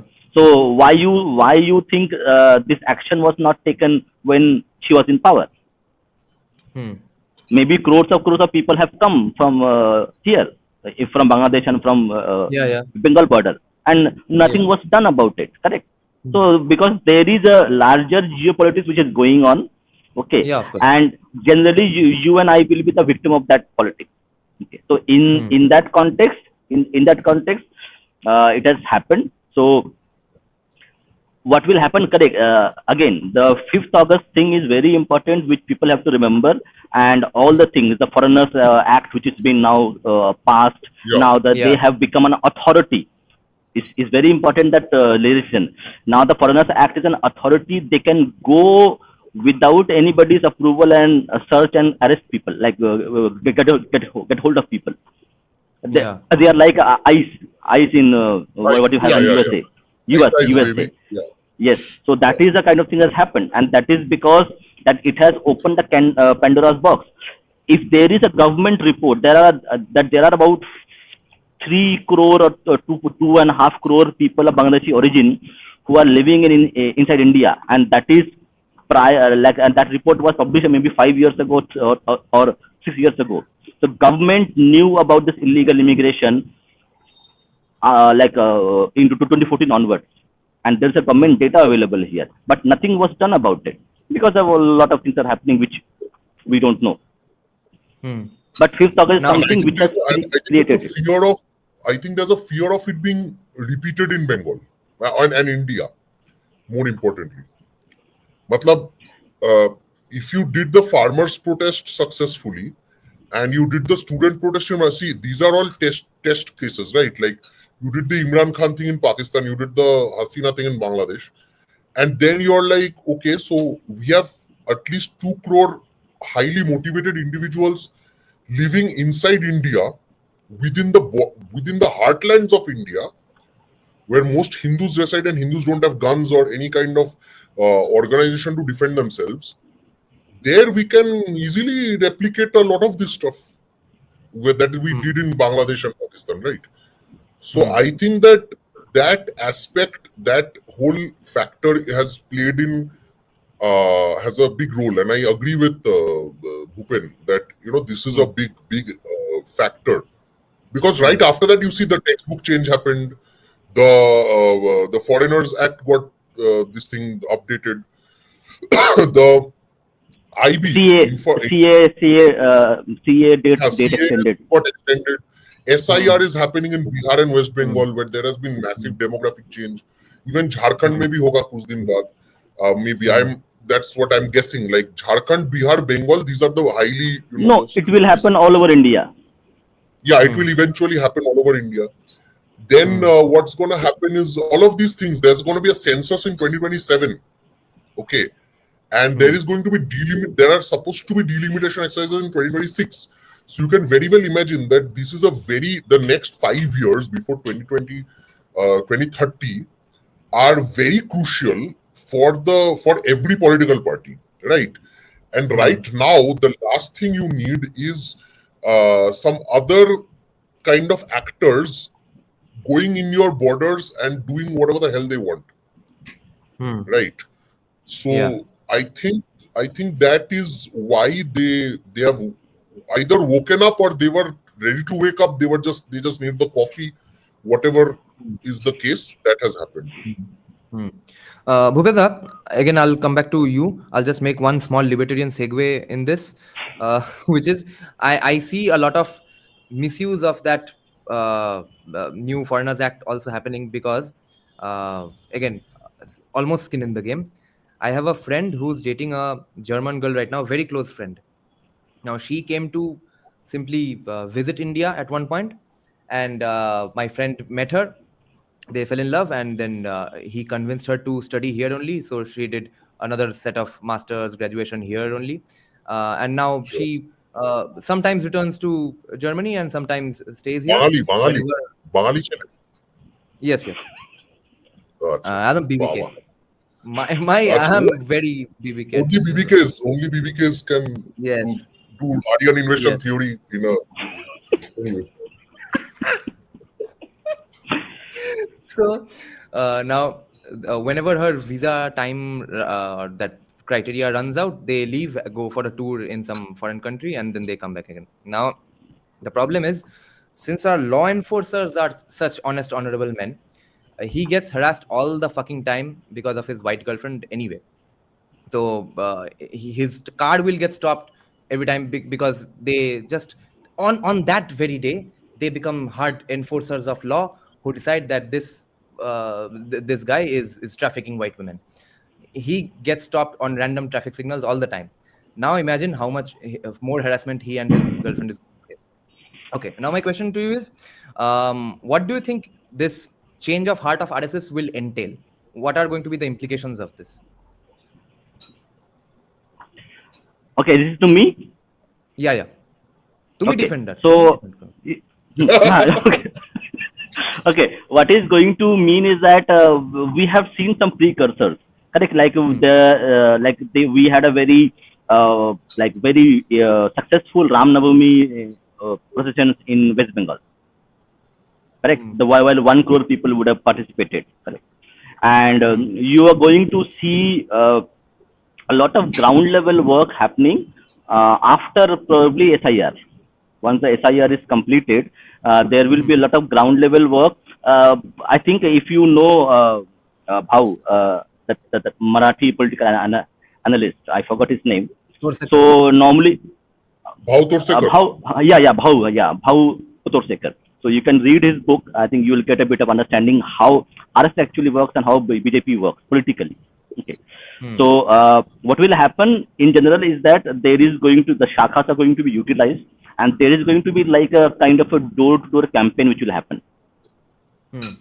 A silent door-to-door campaign will be happening utilizing shakhas, and there will be a lot of small meetings will be happening to actually mobilize and specifically correct. You are now talking about 1 crore Motua voters being eligible to vote if they get the citizenship prior to election. Okay, so that is going to be play an important role. So the Motua voters, I think we forgot. I think that information is very very important. I think that is talked about a lot of writing channels in Bengali, in West Bengal, that there are about 1 crore, maybe more than 1 crore actually. They are eligible to vote, and they are primarily going to vote for BJP. That includes Mohishos, Rajabongshis, and Motuas. So that is going to play a very important role, where RSS shakhas are going to play a very important part to mobilize those voters who would be getting the citizenship as per the new amendment that they will be having.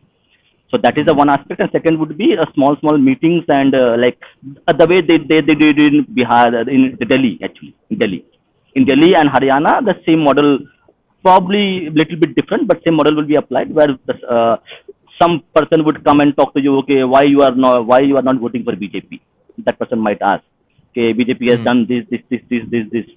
So that will happen. So that is going to be the primary on-ground campaign which will happen. Okay, Bhupenda, I'll ask you only the question, but so that I don't forget the question, I'll just tell AcademicMan the question beforehand only. After Bhupenda, I'll ask this question to AcademicMan, which is that is there even a consensus between Motuas about who to vote for? Because a lot of them seem to be cozying up to Trinamool every now and then. Okay. First, my question to Bhupenda is, how many shakhas are there right now of RSS, and is there any way to are they going to be able to increase their numbers or increase the number of shakhas right now, and what would be their strength in places like South Kolkata and stuff, or are they banking completely on village campaigns, village and towns? Okay, so first of all, I would not have the data, because that data is they would not publish it. Okay. So there would be more shakhas than actually they would be publishing it, because a lot of shakhas are actually unofficial houses and buildings and other things.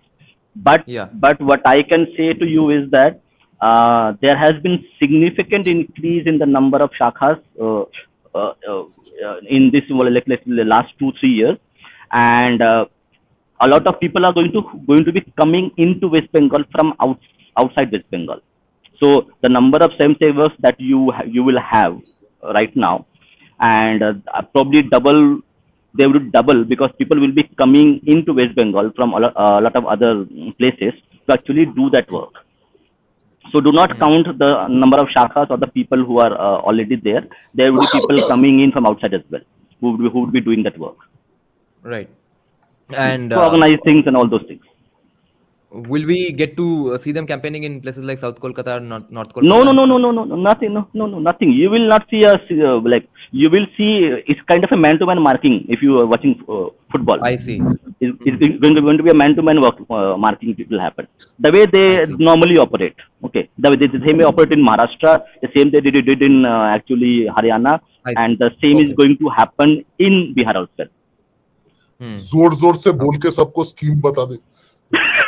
No, we hide in plain sight. Who's going to watch a 3-hour podcast and pause at 1 hour 28 minutes to find out this information anyway? But although I think some people are definitely watching now just to see where we screw up. So AcademicMan, is there a consensus among Motuas about voting for BJP? This time there will be. You have to see. Did you see what happened even like 2-3 weeks back? When BJP was discussing distributing Hindu cards and stuff, they got pissed off. No, we are not Hindus, bro. So then, Oh, then that, what? listen. So again, this is the problem with having 1.4 crore people. There will be, even if there are 1 million idiots, you will see them like and think that, okay, the rest of 1.4 billion are idiots. Okay. Even the matriarch Um, was I think re-cozying up to Trinamool, right? During that incident and saying that no, no, see, they are trying to don't take assist any of Hindus. these people. Don't take any of these people seriously at all. I'll tell you why. Acha. Um, I know more ground level people in that community than the TV journalists and all know. Okay. And I can tell you this much, and Megademic actually is an expert on that. So anyway, Yeah. so Yeah. in that sense, I know that they are definitely more aligned to the BJP and Sangh right now than they ever were, because in this last few months, what has happened is the Hasina thing has really had an impact among most of them. Okay, even among the people who are in the TMC, uh, they are actually saying that this was a problem. What happened to Hasina? Okay, so this is certainly, and because you'll have to understand, the majority of Hindus still living in Bangladesh belong to the Motua community. Okay, Yes. so a lot of the people we see in West Bengal, they have relatives and extended family living in Bangladesh Yeah. many Yeah. times. Yeah. Okay, so when they are attacked, which has increased, they are getting, and thanks to the internet, they can get all the information these days, right? So they are very pissed off after August 5th. Huh. Now, if you see a few guys, obviously what the media does is so look at how the media reports stuff, right? Like they gave a very stupid article like Bengal Files has less footfall than badass Ravi Kumar on the first day. Obviously, it's like saying Satyajit Ray's film flopped compared to Salman Khan's film. You can't even compare these two movies, right? You can't like, this is how the media reports. And I have a lingering feeling seeing some channels like the Open Letter and the Print and all recently, that they have suddenly changed their tone to attack the Sangh and the BJP and Hindu community. Okay.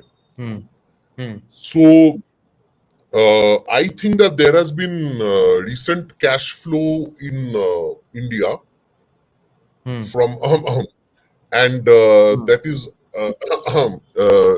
impacting the media coverage in the country. Okay, even the media who are relatively kind of playing it neutral, sometimes thoda right thoda left kar deta hai, those kind of media houses are also turning into a kind of anti-Hindu cesspools. Okay, so I think that's the big problem here. But if don't go by that, don't go by that. Okay. I think that what we discussed in our last live stream, that there are the social media game in West Bengal is of a different level entirely. That is certainly working, and I can tell you that among the Mutuas and other groups in West Bengal, the information that is coming from Bangladesh, the movies like look at Bengal Files, right? Now it has the Streisand effect. Now everyone wants to watch it, right? So it's like that. People are actually saying, like on TV, they are saying, like when they were interviewed, they're saying, "Why ban it? Let's watch it and criticize it," right? So a lot of a lot of people in West Bengal are actually now almost ready for change. Okay. And so the media narrative may not necessarily have that much impact, and don't go by what the media says about the Motua community, because the Motua community is solidly behind the BJP this time. Solidly. That is another reason for the 2024 thing, and the Hasina Ek Hasina thi, that has also helped them a lot. Yeah. Okay. Polymerist is asking, what last names do Motuas usually have? That's a little tricky. Mondol, Dolui, all kinds of Dalit names. A But lot a of very Thakurs interesting as thing is Thakur is there. See, surname. Don't go by surnames all the time, because Bishash, a lot of surnames. But Bishash can be from many castes. So I've even heard of Brahmins being Bishash sometimes. Yeah. So Yeah. His main question is don't that can he compromise. know that this person in front of him is Motua by his name or not? Can't be Chatterjee, Banerjee, Mukherjee, Ganguly, Sengupta, Dasgupta, Roy. ना Roy भी थोड़ा बहुत मिल सकता है. Roy Chaudhuri, these kind of surnames you won't get. So anyway, Okay. So on BBK surname. non-BBK surname. Yeah. Ash Ketchum is saying, I thought it was Katuas, not Motuas.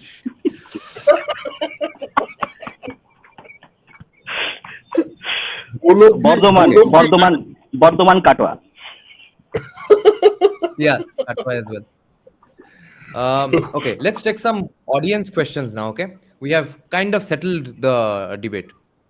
So congratulate Bhupenda and his Bhupen state for convincing us, for brainwashing us into believing that RSS is heading us towards good things. So Dipan Dasgupta is asking, do we need another Tapan Ghosh? Do we miss a Tapan Ghosh? हाँ नहीं, बोलो. RSS is great and all, but जो भी करेंगे academia को नहीं पकड़ेंगे. हाँ, कुछ भी कर लेंगे साला एकेडमिया को नहीं पकड़ेंगे हम लोग. नहीं पकड़ेंगे पकड़ेंगे पकड़ेंगे। Like Isn't you will see some change, okay, but not even like थोड़े time लगेगा, but you will see some change. isn't Let's RSS's At least I can main tell you that. I can tell you that. isn't RSS's main deal with BJP that they want academia and BJP can handle everything else, infrastructure and stuff? Yes, that's the whole. My stick with them is that. My stick with them is not organization and intention and all that stuff. My stick with them is, भाई तुम आज तक क्या किया हो academia में?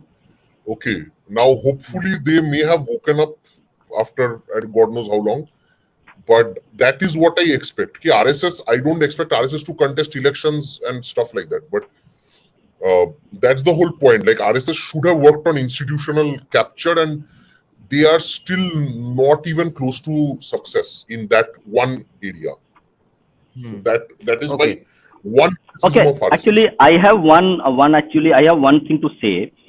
That Huh. is like at the fundamental level. So fundamental level, as AcademicMan mentioned, that RSS and BJP is a reflection of the Hindu consciousness, okay, or the Hindu thinking or perspective.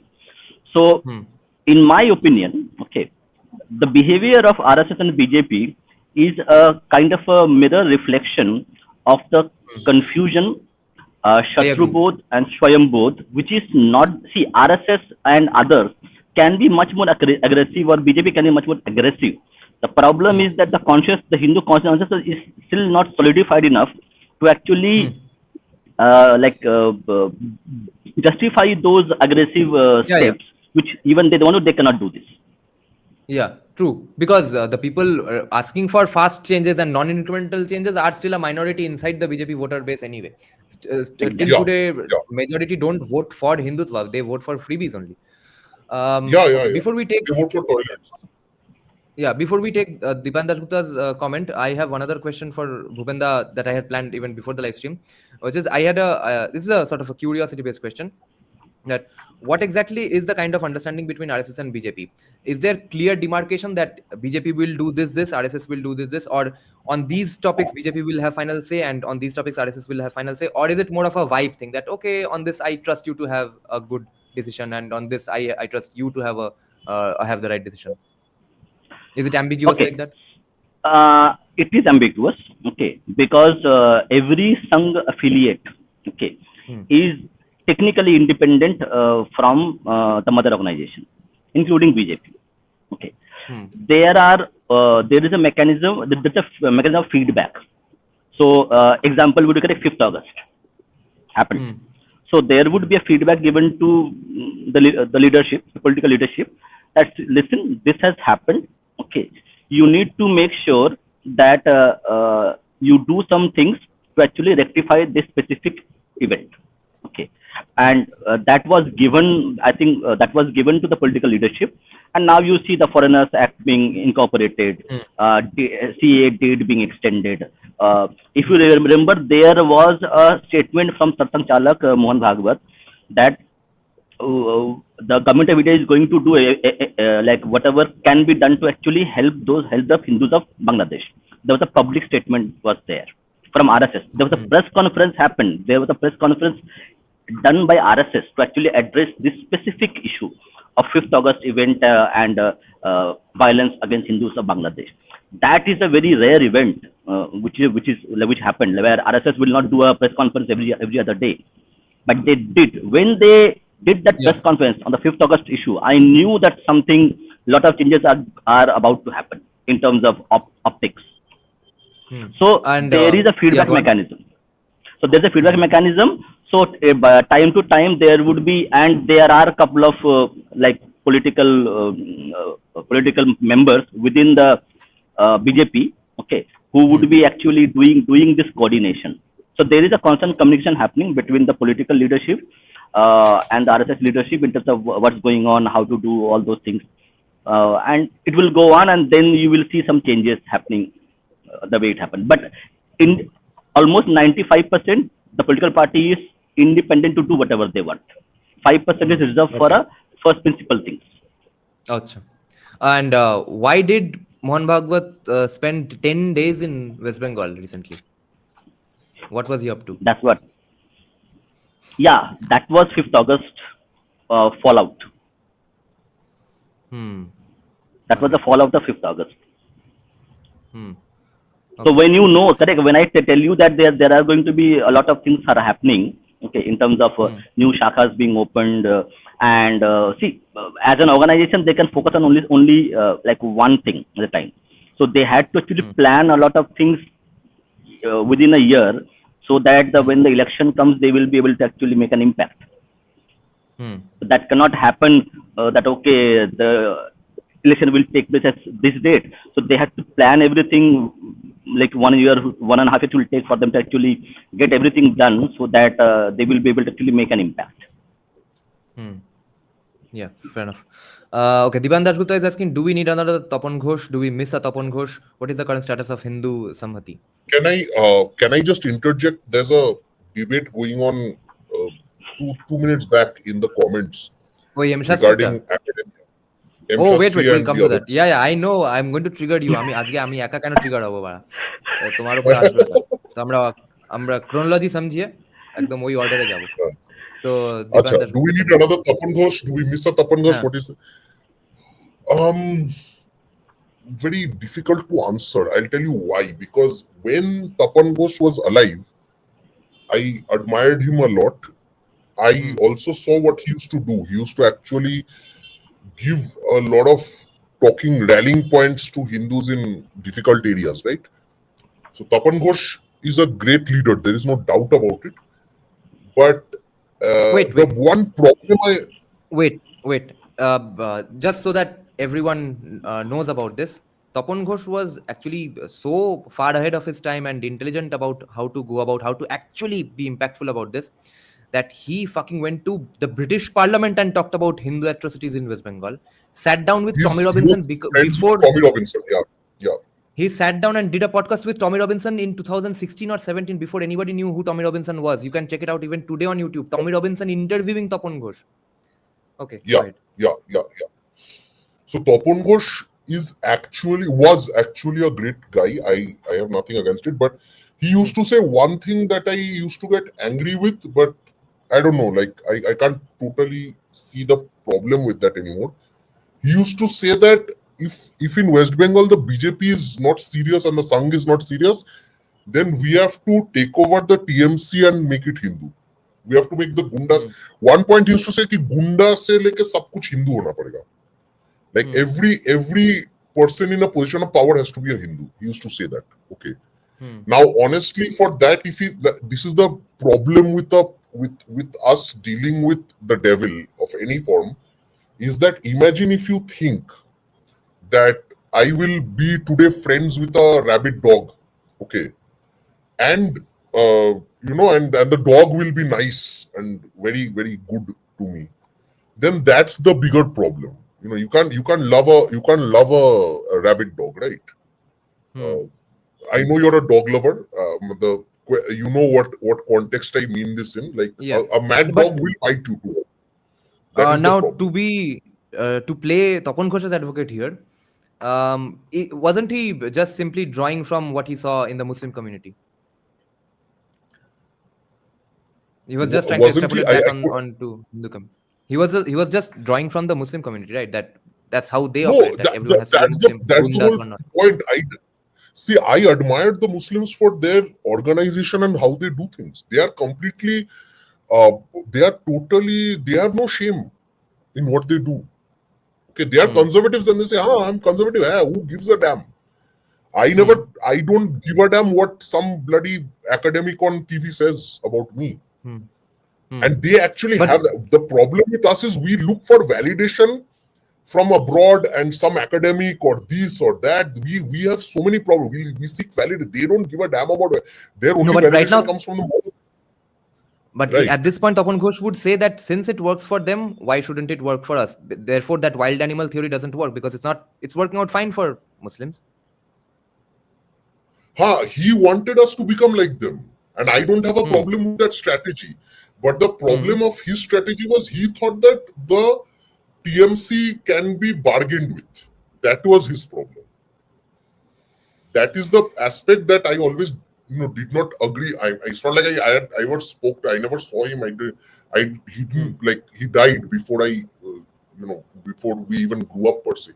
But what I'm saying is that Tapan Babu, one problem he had was he thought that he could reason with the TMC and establish a pro-Hindu wing of TMC or something. वो नहीं होगा, वो कभी नहीं होता. Because of the demography. Now it could still work if the peaceful community was less than 10%, maybe that could have worked. But that will not work with 30-35% and all. It won't work with that. That's the issue. I think another blind spot of the late great Tapan Ghosh on this issue would be that even if he did end up having a great Hindutva wing of Trinamool, that Hindutva wing would entail things like Jagannath Dham only. So yeah. Be of anything fun things. Yeah, Tapan Ghosh was a fighter. Tapan Ghosh knew his stuff. Almost except that one aspect, I think he was perfect. He was a great leader. There's no doubt about it. Abhay is asking, what do you think about Mohan Bhagwat's statement on Desert Homies? We'll skip this for now because of the stuff I'm dealing with. Okay, let's trigger then, Academic Man. Wait. No, first let's cajole him a little. How do we change the landscape of Indian academia? We need non-communist sociologists and historians. How do we do this, Academic Man? And then we will trigger you. I think that this is to be done with quality and not quantity. That's the problem with the Sangh and the BJP. They think that they have a lot of MA pass people and PhD kiya hua people from Nirma University and whatnot, and Guru Jambeshwari. I'm sorry if you're from those universities. I'm sorry, but it's just they don't. Guru Jambeshwari is not the same. Is there something actually called Nirma University? Yes, there is. Oh, I thought it's a joke. You made it up like it's Georgia University and stuff. No, shit. Lovely Professional University. You can have a PhD from Lovely Professional University or Nirma University or Guru Jambeshwar University, but it won't be the same as even JNU or IIT Delhi or all these big short universities, right? You can abuse those other universities, but fact of the matter is elite universities are elite universities for a reason, because the students they have are from the elite class. That's the reality. Okay. Yeah. Now, this is why but again, here, this is the fun thing. When the BJP actually captured Delhi University, more or less, in terms of, captured Delhi University in the sense, they put a lot of people in. Okay. Yeah. What happened is that they forgot that people now have money, right? So the people in richer families, like upper class people, they started sending their kids to Shivnadar University. This one, that Ashoka University, some other Kriya University, right? Yeah. So the rich and power, you see, you have to understand that the movements are always done by a minority of elites.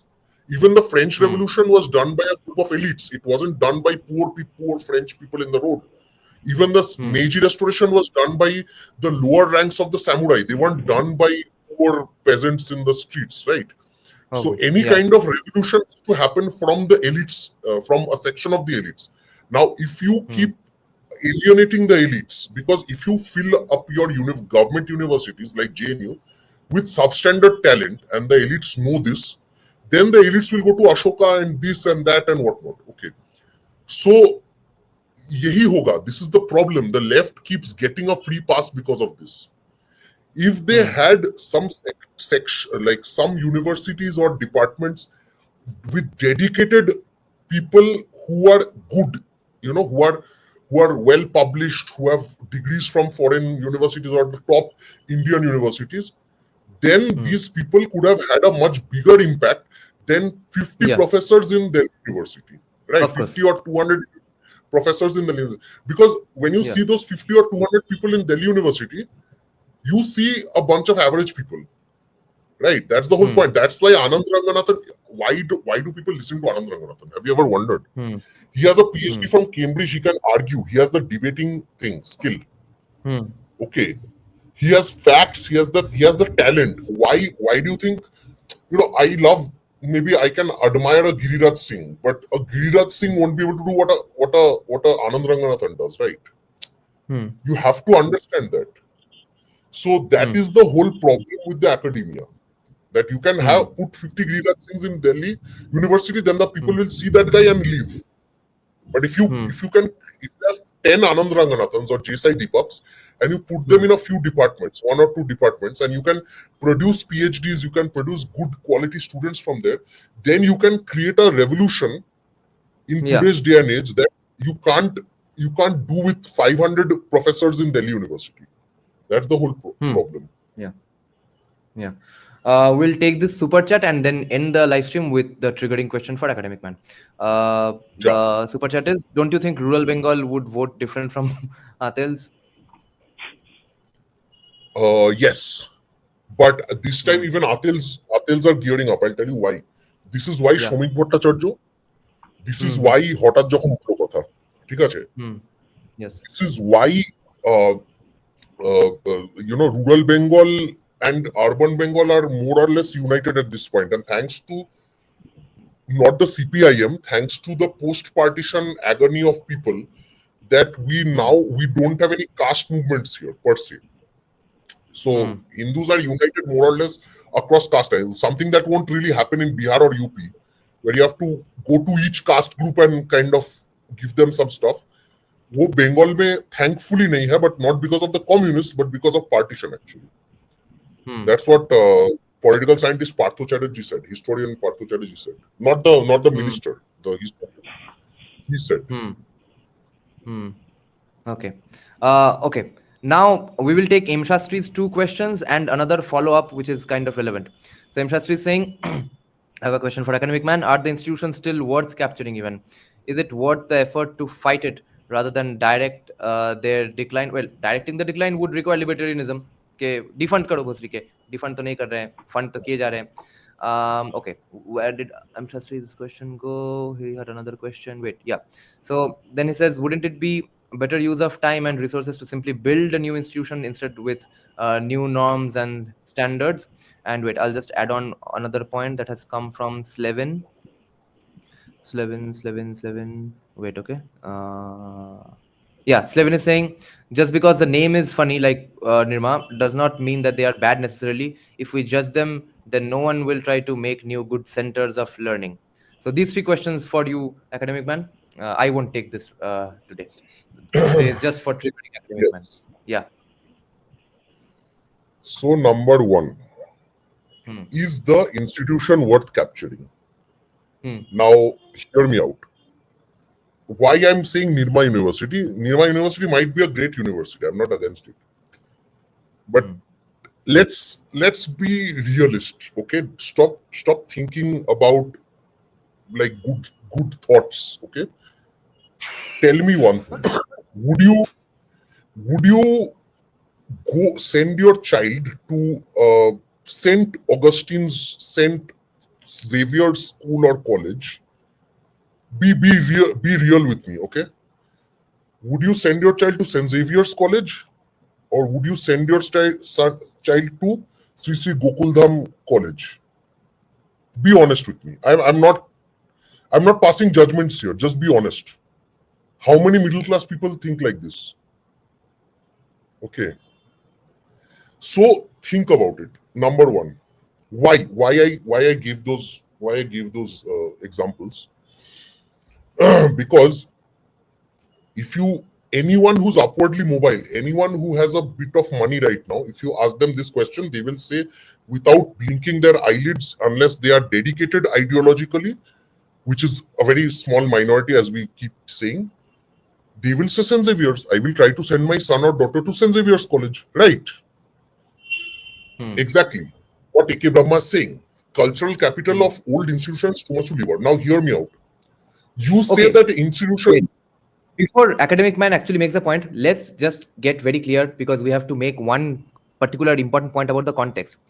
We are talking in the realm of social science, and a lot of you are conflating it with STEM, where there are tangible things to judge the university on. On social science, there are no tangible ways to judge the university. Therefore, yes.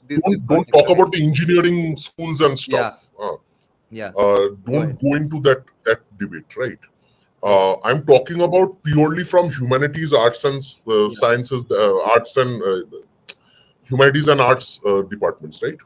So what A.K. Brahma is saying, cultural capital of old universities is too much to leave out. Exactly, that's what I'm saying. That these universities have a brand that other new universities will not have.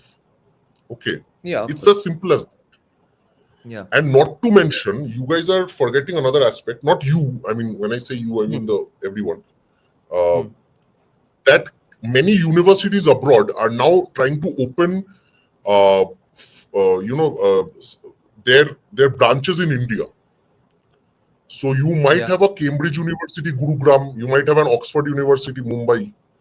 Just like you have NYU in Shanghai, you have NYU in Dubai. It's like that, right? So don't think for a second that these universities will have any people from the Indie Queen. Why?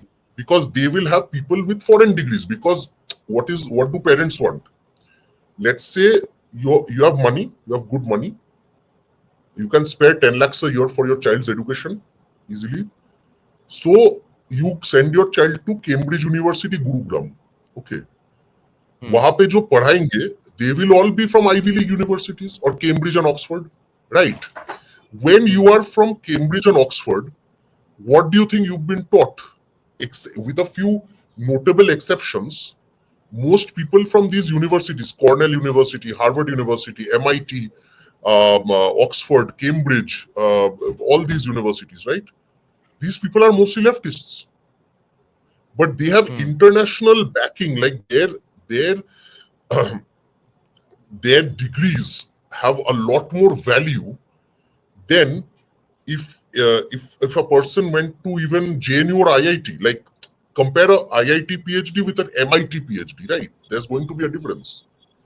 And by MIT, I don't mean Majerat Institute of Technology. I mean Massachusetts Institute of Technology. Okay, so that's the problem. That academia is a caste system, and if you think that you can dismantle it with new institutions, you're in for a shock. Okay, it won't happen. Definitely not in arts. See, the arts thing, you have to understand. Arts mein aate kaun log hai? You have to understand. Rickshawala's son won't go for an arts degree, typically, right? Rickshawala's son, if he's a good student or she's a good student, they will try to get a degree in maybe computer science, abhi AI वगैरह कुछ जहाँ पे सस्ता मिलेगा, अच्छा मिलेगा, go for it. And these days you don't even have to go to university; you can go online or whatever, right? Their thing is कि I want my next meal. The bureaucrat's son or daughter does not have this problem. The bureaucrat's son or daughter, the bureaucrat have a lot of black money, and their son or daughter needs to have a legacy. You can't buy. You can buy a legacy by sending your son or daughter to Cambridge University, Mumbai, maybe. Okay. And that person will speak in English. That person's worldview is British, and that person will look down on majority of us Indians, right? So that's the whole problem. That there are two Indias. I agree with Vidya. There are two Indias. One is full of rich snobs, and the other is full of middle classes who are trying to catch up. And remember that these people are like there is Sanskritization. What Sanskritization was, M.N. Srinivas used to say, is that basically jo powerful hai, people want to be like them. Okay. If Rahul Gandhi becomes powerful, he is quite powerful despite all his failures and everything. There is a section of people in India who want to be like Rahul Gandhi, whether we like it or not, right?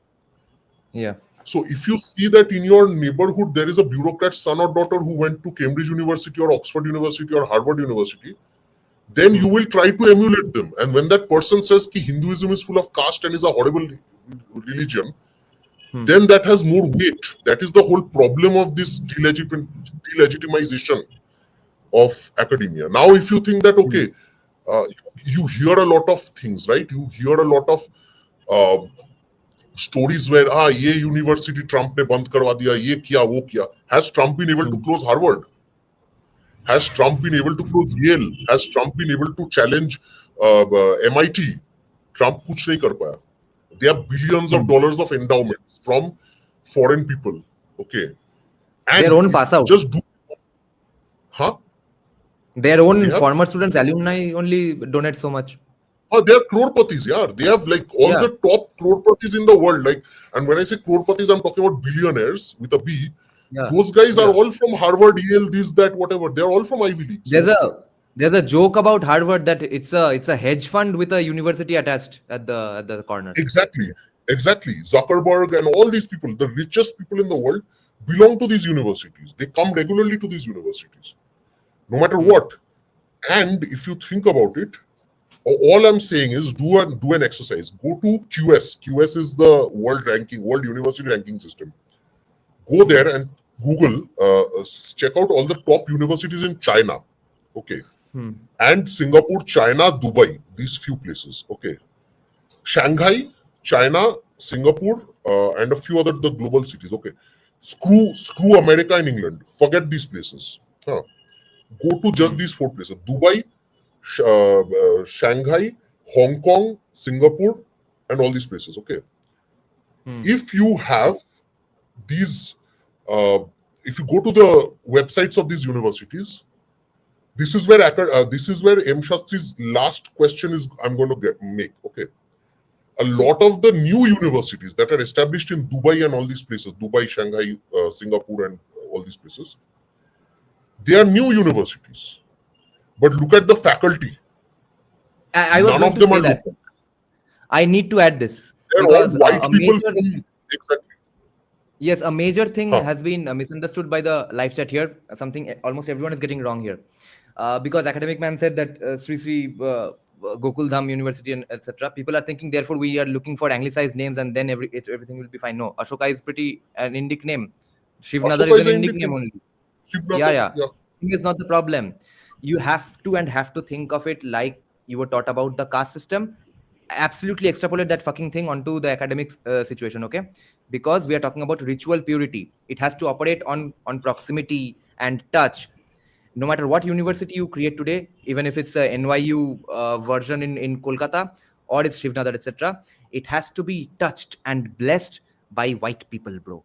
White people from credential or NRIs from already ritually pure universities, okay?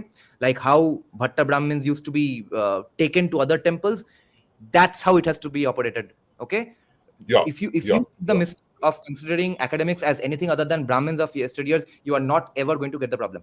And secondly, all of you are judging the entire conversation based on STEM subjects.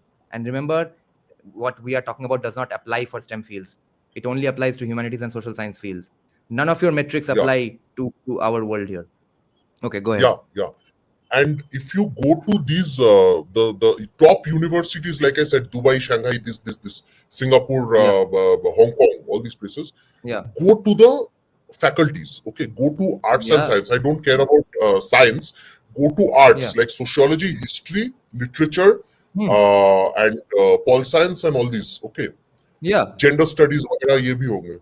yeah. Check out the faculty list. Check out the names of the faculty. Check out their faces. Okay. Even new private universities in China hire mostly white people. Yeah. तुम लोग And बोलते हो ना NYU Chinese Dubai was dictate. NYU हाँ, Dubai was NYU entirely Dubai is first white people. started by people who were originally NYU white professors only. And M. Shastri gave an example of some Anandamaya University, etc. Tell me what significant journal publication they have done in social science. Any pass out or PhD from that university? अभी देखो, OP Jindal see, is M. getting Shastri, you're not GOI getting the placement. game. You're not getting the game. देखो, you're giving an example of OP Jindal University is getting GOI, this thing, right? GOI funding. You know what OP Jindal did 2 weeks ago? You know what they did? They opened a hiring camp. Where did they open this hiring camp for faculty? They opened it in England. Matlab, who will come? White people won't come with this. The money you're offering, white people won't come. But there are So many all people NRI who communes. studied, those who studied in Oxford, Cambridge, even some other chota mota university, Sussex, Wessex University, Manchester University, they will come and teach. But these are Indians, so they will, if you give them 2.5 lakhs a month, they'll be happy. You don't have to get white people. But jahan pe paisa hai, like China and Dubai and all these places, wahan pe they get white people, like full-on white people. Yes. Ekdam. If you वो लोग don't Aryan get white invasion people, करवा रहे हैं. yeah. If you don't get white people, if you can't afford white people, if you want to do a NYU light, you'll have to get people who have been blessed or touched and Blessed by made white ritually pure by white people. कुछ ना कुछ proximity लगेगा ही Western academia के साथ, नहीं तो उसका कोई credential नहीं रहेगा. Exactly. Okay, last question. Let's take all the arguments of M. Shastri, all our viewers here, and make at least leave one leeway for competence. Is it even possible that without these proximity issues and caste issues, we can actually have good credentialed research from in social science from hypothetical universities like Anandamaya University, etc.? You can, but it won't get the prestige. That's the whole problem with academia. Like, That's I'll another tell you problem, what. right? Yeah. You can produce great research. I'm not saying पहले Calcutta University में जो thesis निकलता है, Shekhar Bandyopadhyay, one of the best historians of Bengal, he did his PhD from Calcutta University in the 80s, of course, back when it was still a real university. It was awesome. So, yeah. Then Calcutta University is now a joke. But the problem is that you can have, again, Calcutta University is like 100 and 200 years old. So, वो भी है. ठीक है, it's not that bad either. So, given all this, maybe you can produce good research, but you know what people do first when they check publications? They check the affiliation, they check the institutional affiliation of the author.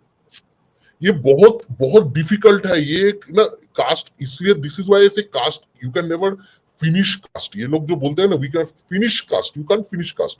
Cast is in our minds.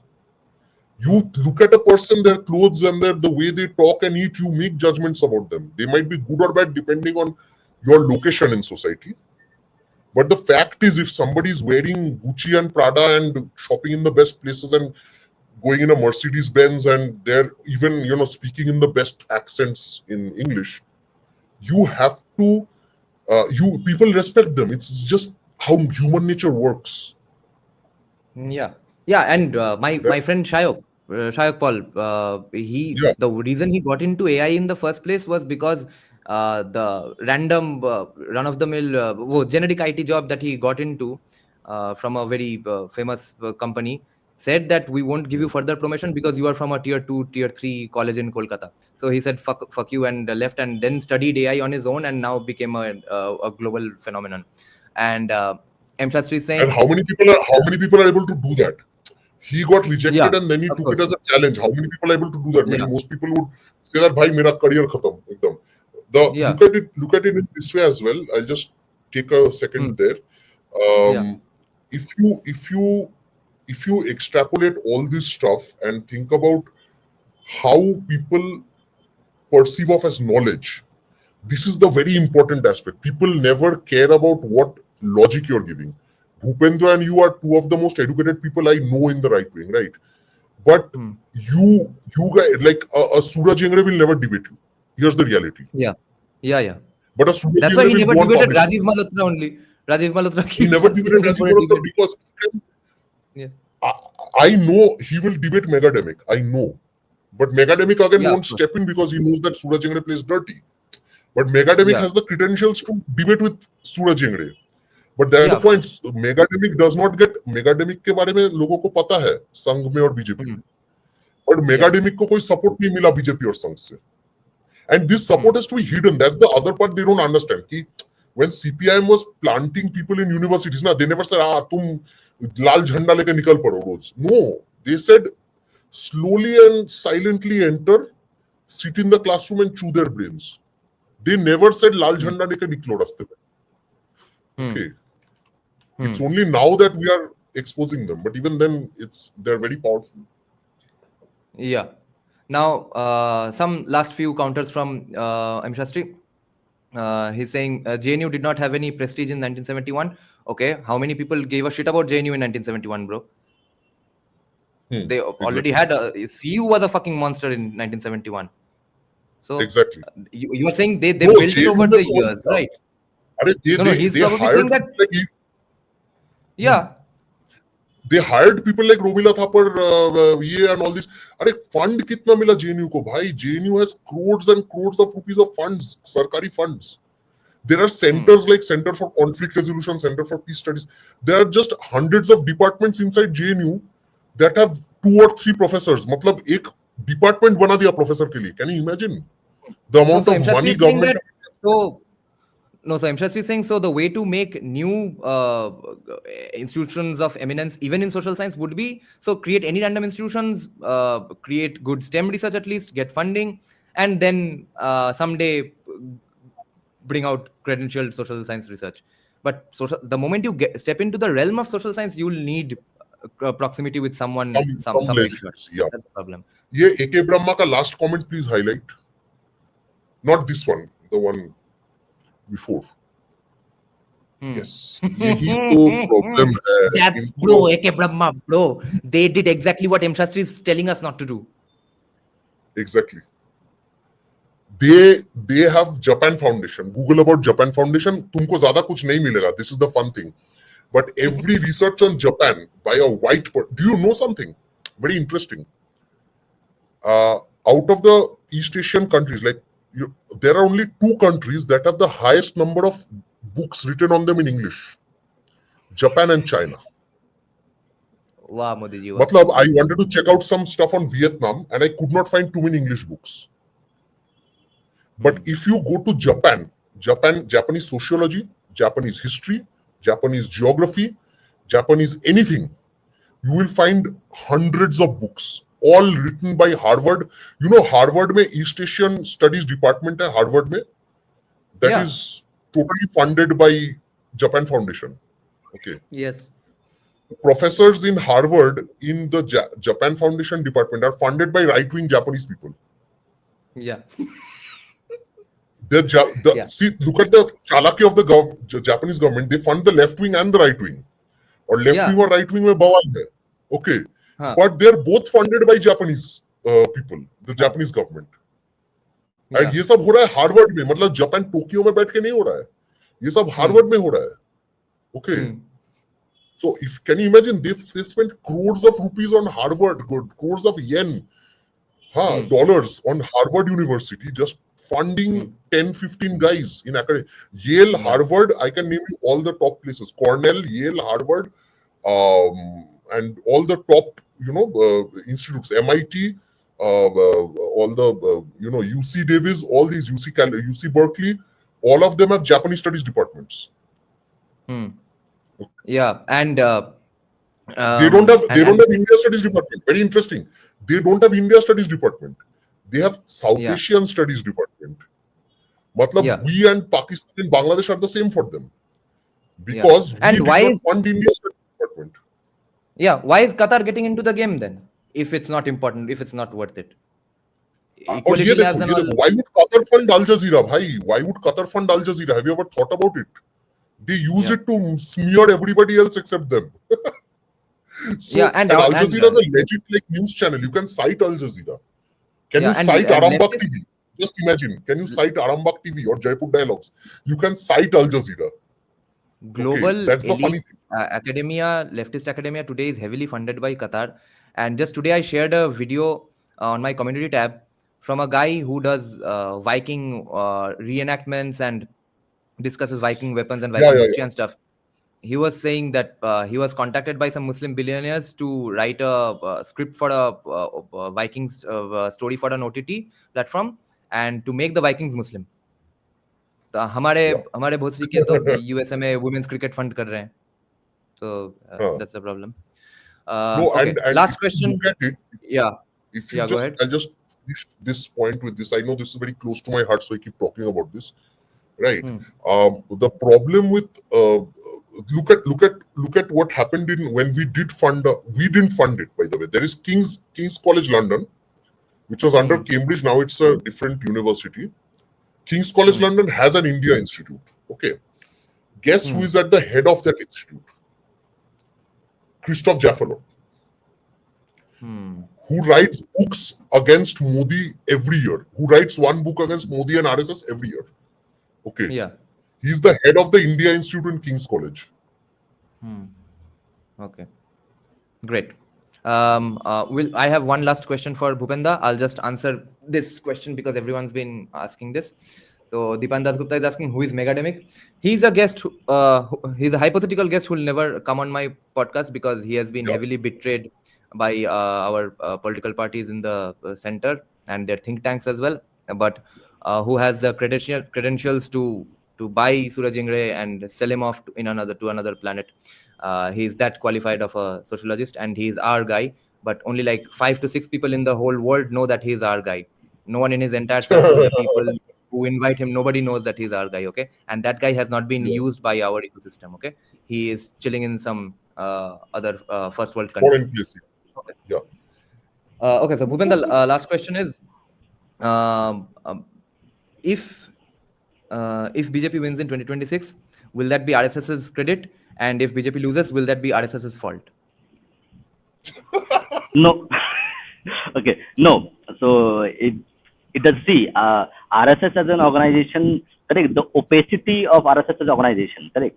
So you would not find any like black and white thing on RSS on anywhere, correct? Even within RSS, people will be confused. Okay, what we are doing? Mohan Bhagwat is saying that, somebody is saying that. So that is by design. Okay, if you're going to, I have actually given you the link of that podcast, which was happened between Neeraj Atri and Pankaj Saxena. So if you watch the podcast, you will get an understanding. As an institution, RSS will survive even if Congress comes to power, even tomorrow something else happens. Okay, so that organization is built in that way. They function in that way. That who is the political power ruling the country at that time doesn't make, they might be able to get banned, they will not do a lot of work, but as an organization, it will survive. Okay. So it is not dependent on BJP coming, being in power as an organization, RSS. So, they will be playing an important role if BJP wins. Okay. But it doesn't really affect the RSS organization, or you cannot blame that. So you need to blame BJP because BJP has 95% autonomy to do whatever they want. They can ask RSS, please help me to win the election. That RSS can do, say, okay, I will do or I will not do. But it's a BJP's loss or BJP's win, not RSS. Okay. Yeah. And on this point, I 100% agree that this is, I think, the biggest reason to appreciate RSS and the biggest criticism for Hindu Mahasabha. On this, they are polar opposites. Is that RSS is not a personality cult, and so will survive. They will absorb shocks. They are not rigid. They can move around. Hindu Mahasabha was not that, unfortunately. Okay, then. Thanks a lot for having this debate. Leon has been asking about China's mass bank academic institutions. I think we can have a separate thing for that. We can separate discuss that, not today. Thanks, AcademicMan. Thanks, Bhupenda. And thanks for your Deep State Army. And thanks all the viewers for joining us tonight. Good night. Bye-bye. Bye-bye. Bye-bye. যদি সবাই ফিরে যায়, ওরে ওরে ও ভাগা সবাই ফিরে যায়, যদি গহন পথে যাওয়ার কালে কেউ ফিরে না যায়, তবে পথের কাটা তুই রক্ত মাখা চরণ তলে একলা দলরে, তুই রক্ত মাখা চরণ তলে একলা দলরে, যদি তোর ডাক শুনে কেউ না আসে তবে একলা চলো রে।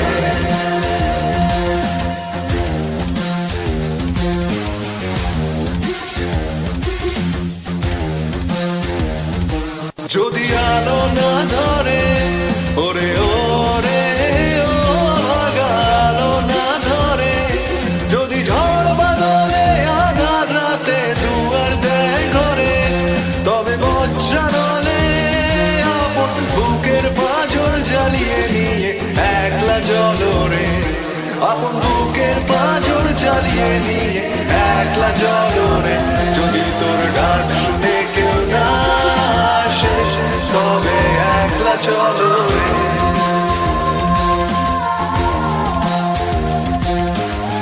একলা চলো, একলা চলো,